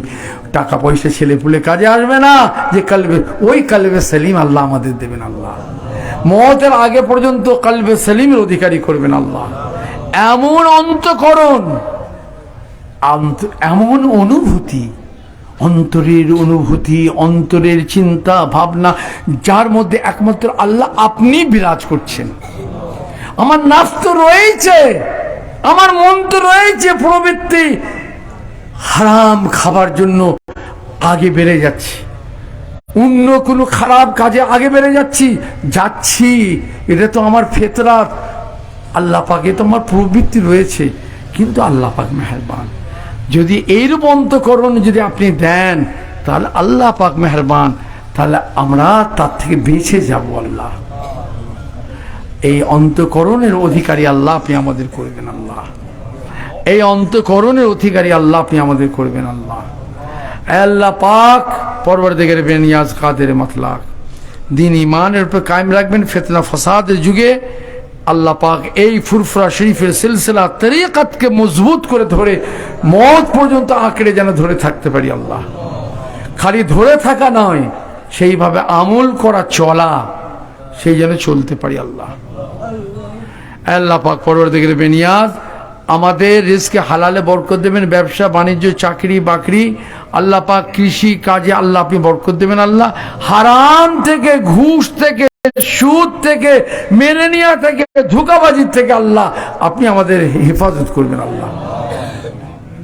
কারণ এই হারামের কোটি কোটি টাকা যদি কেউ মসজিদে দেয়, আর একটা টাকা হালাল পরিশ্রমের টাকা মসজিদে দিল, এই কোটি কোটি টাকা আর একটা টাকা, দুটো টাকা আল্লাহর কাছে এক হবে না। ওই এক টাকার মূল্য আল্লাহর কাছে অনেক বেশি। শুধু তাই নয়, আমরা জানি না, আমাদের জানা নাই, অবৈধ টাকা, লটারিতে কোটি টাকা পেয়ে গেছি, 50,000 টাকা দিয়ে দিলাম মসজিদে আল্লাহর ঘর করতে।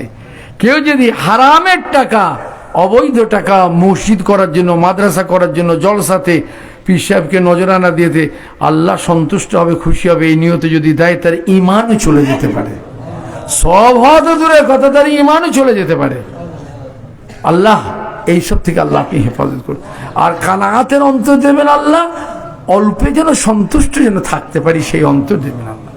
তামাম বালা মুসিবত বিপদ আপদ থেকে আল্লাহ আপনি আমাদের হেফাজত করবেন। আমাদের বিবি বাচ্চা, ছেলে মেয়ে, আল্লাহ আমাদের জামাই ঝি সকলকে আল্লাহ আপনি হেফাজত করবেন। ভাই বোন সকলকে হেফাজত করবেন আল্লাহ। আল্লাহ জালেমদের জুলুম থেকে আল্লাহ আপনি আমাদের ভাইরা, আমাদের যারা যারা আল্লাহ জালেমের জুলুমের মধ্যে রয়েছে, আল্লাহ জালেমের জুলুম থেকে আল্লাহ আপনি হেফাজত করুন, বাঁচাবেন আল্লাহ।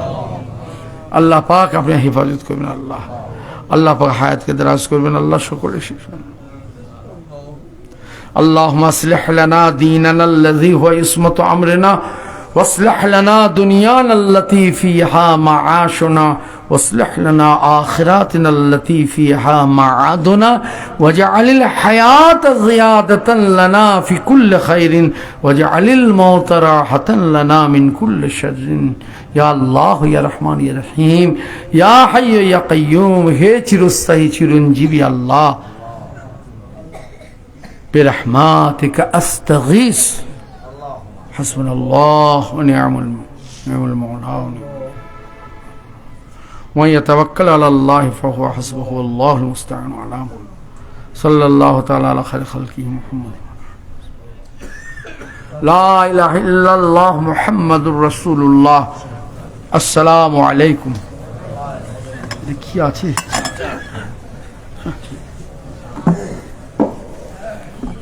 ছাত্ররা যদি এখনো কেউ ভিতরে থেকে থাকে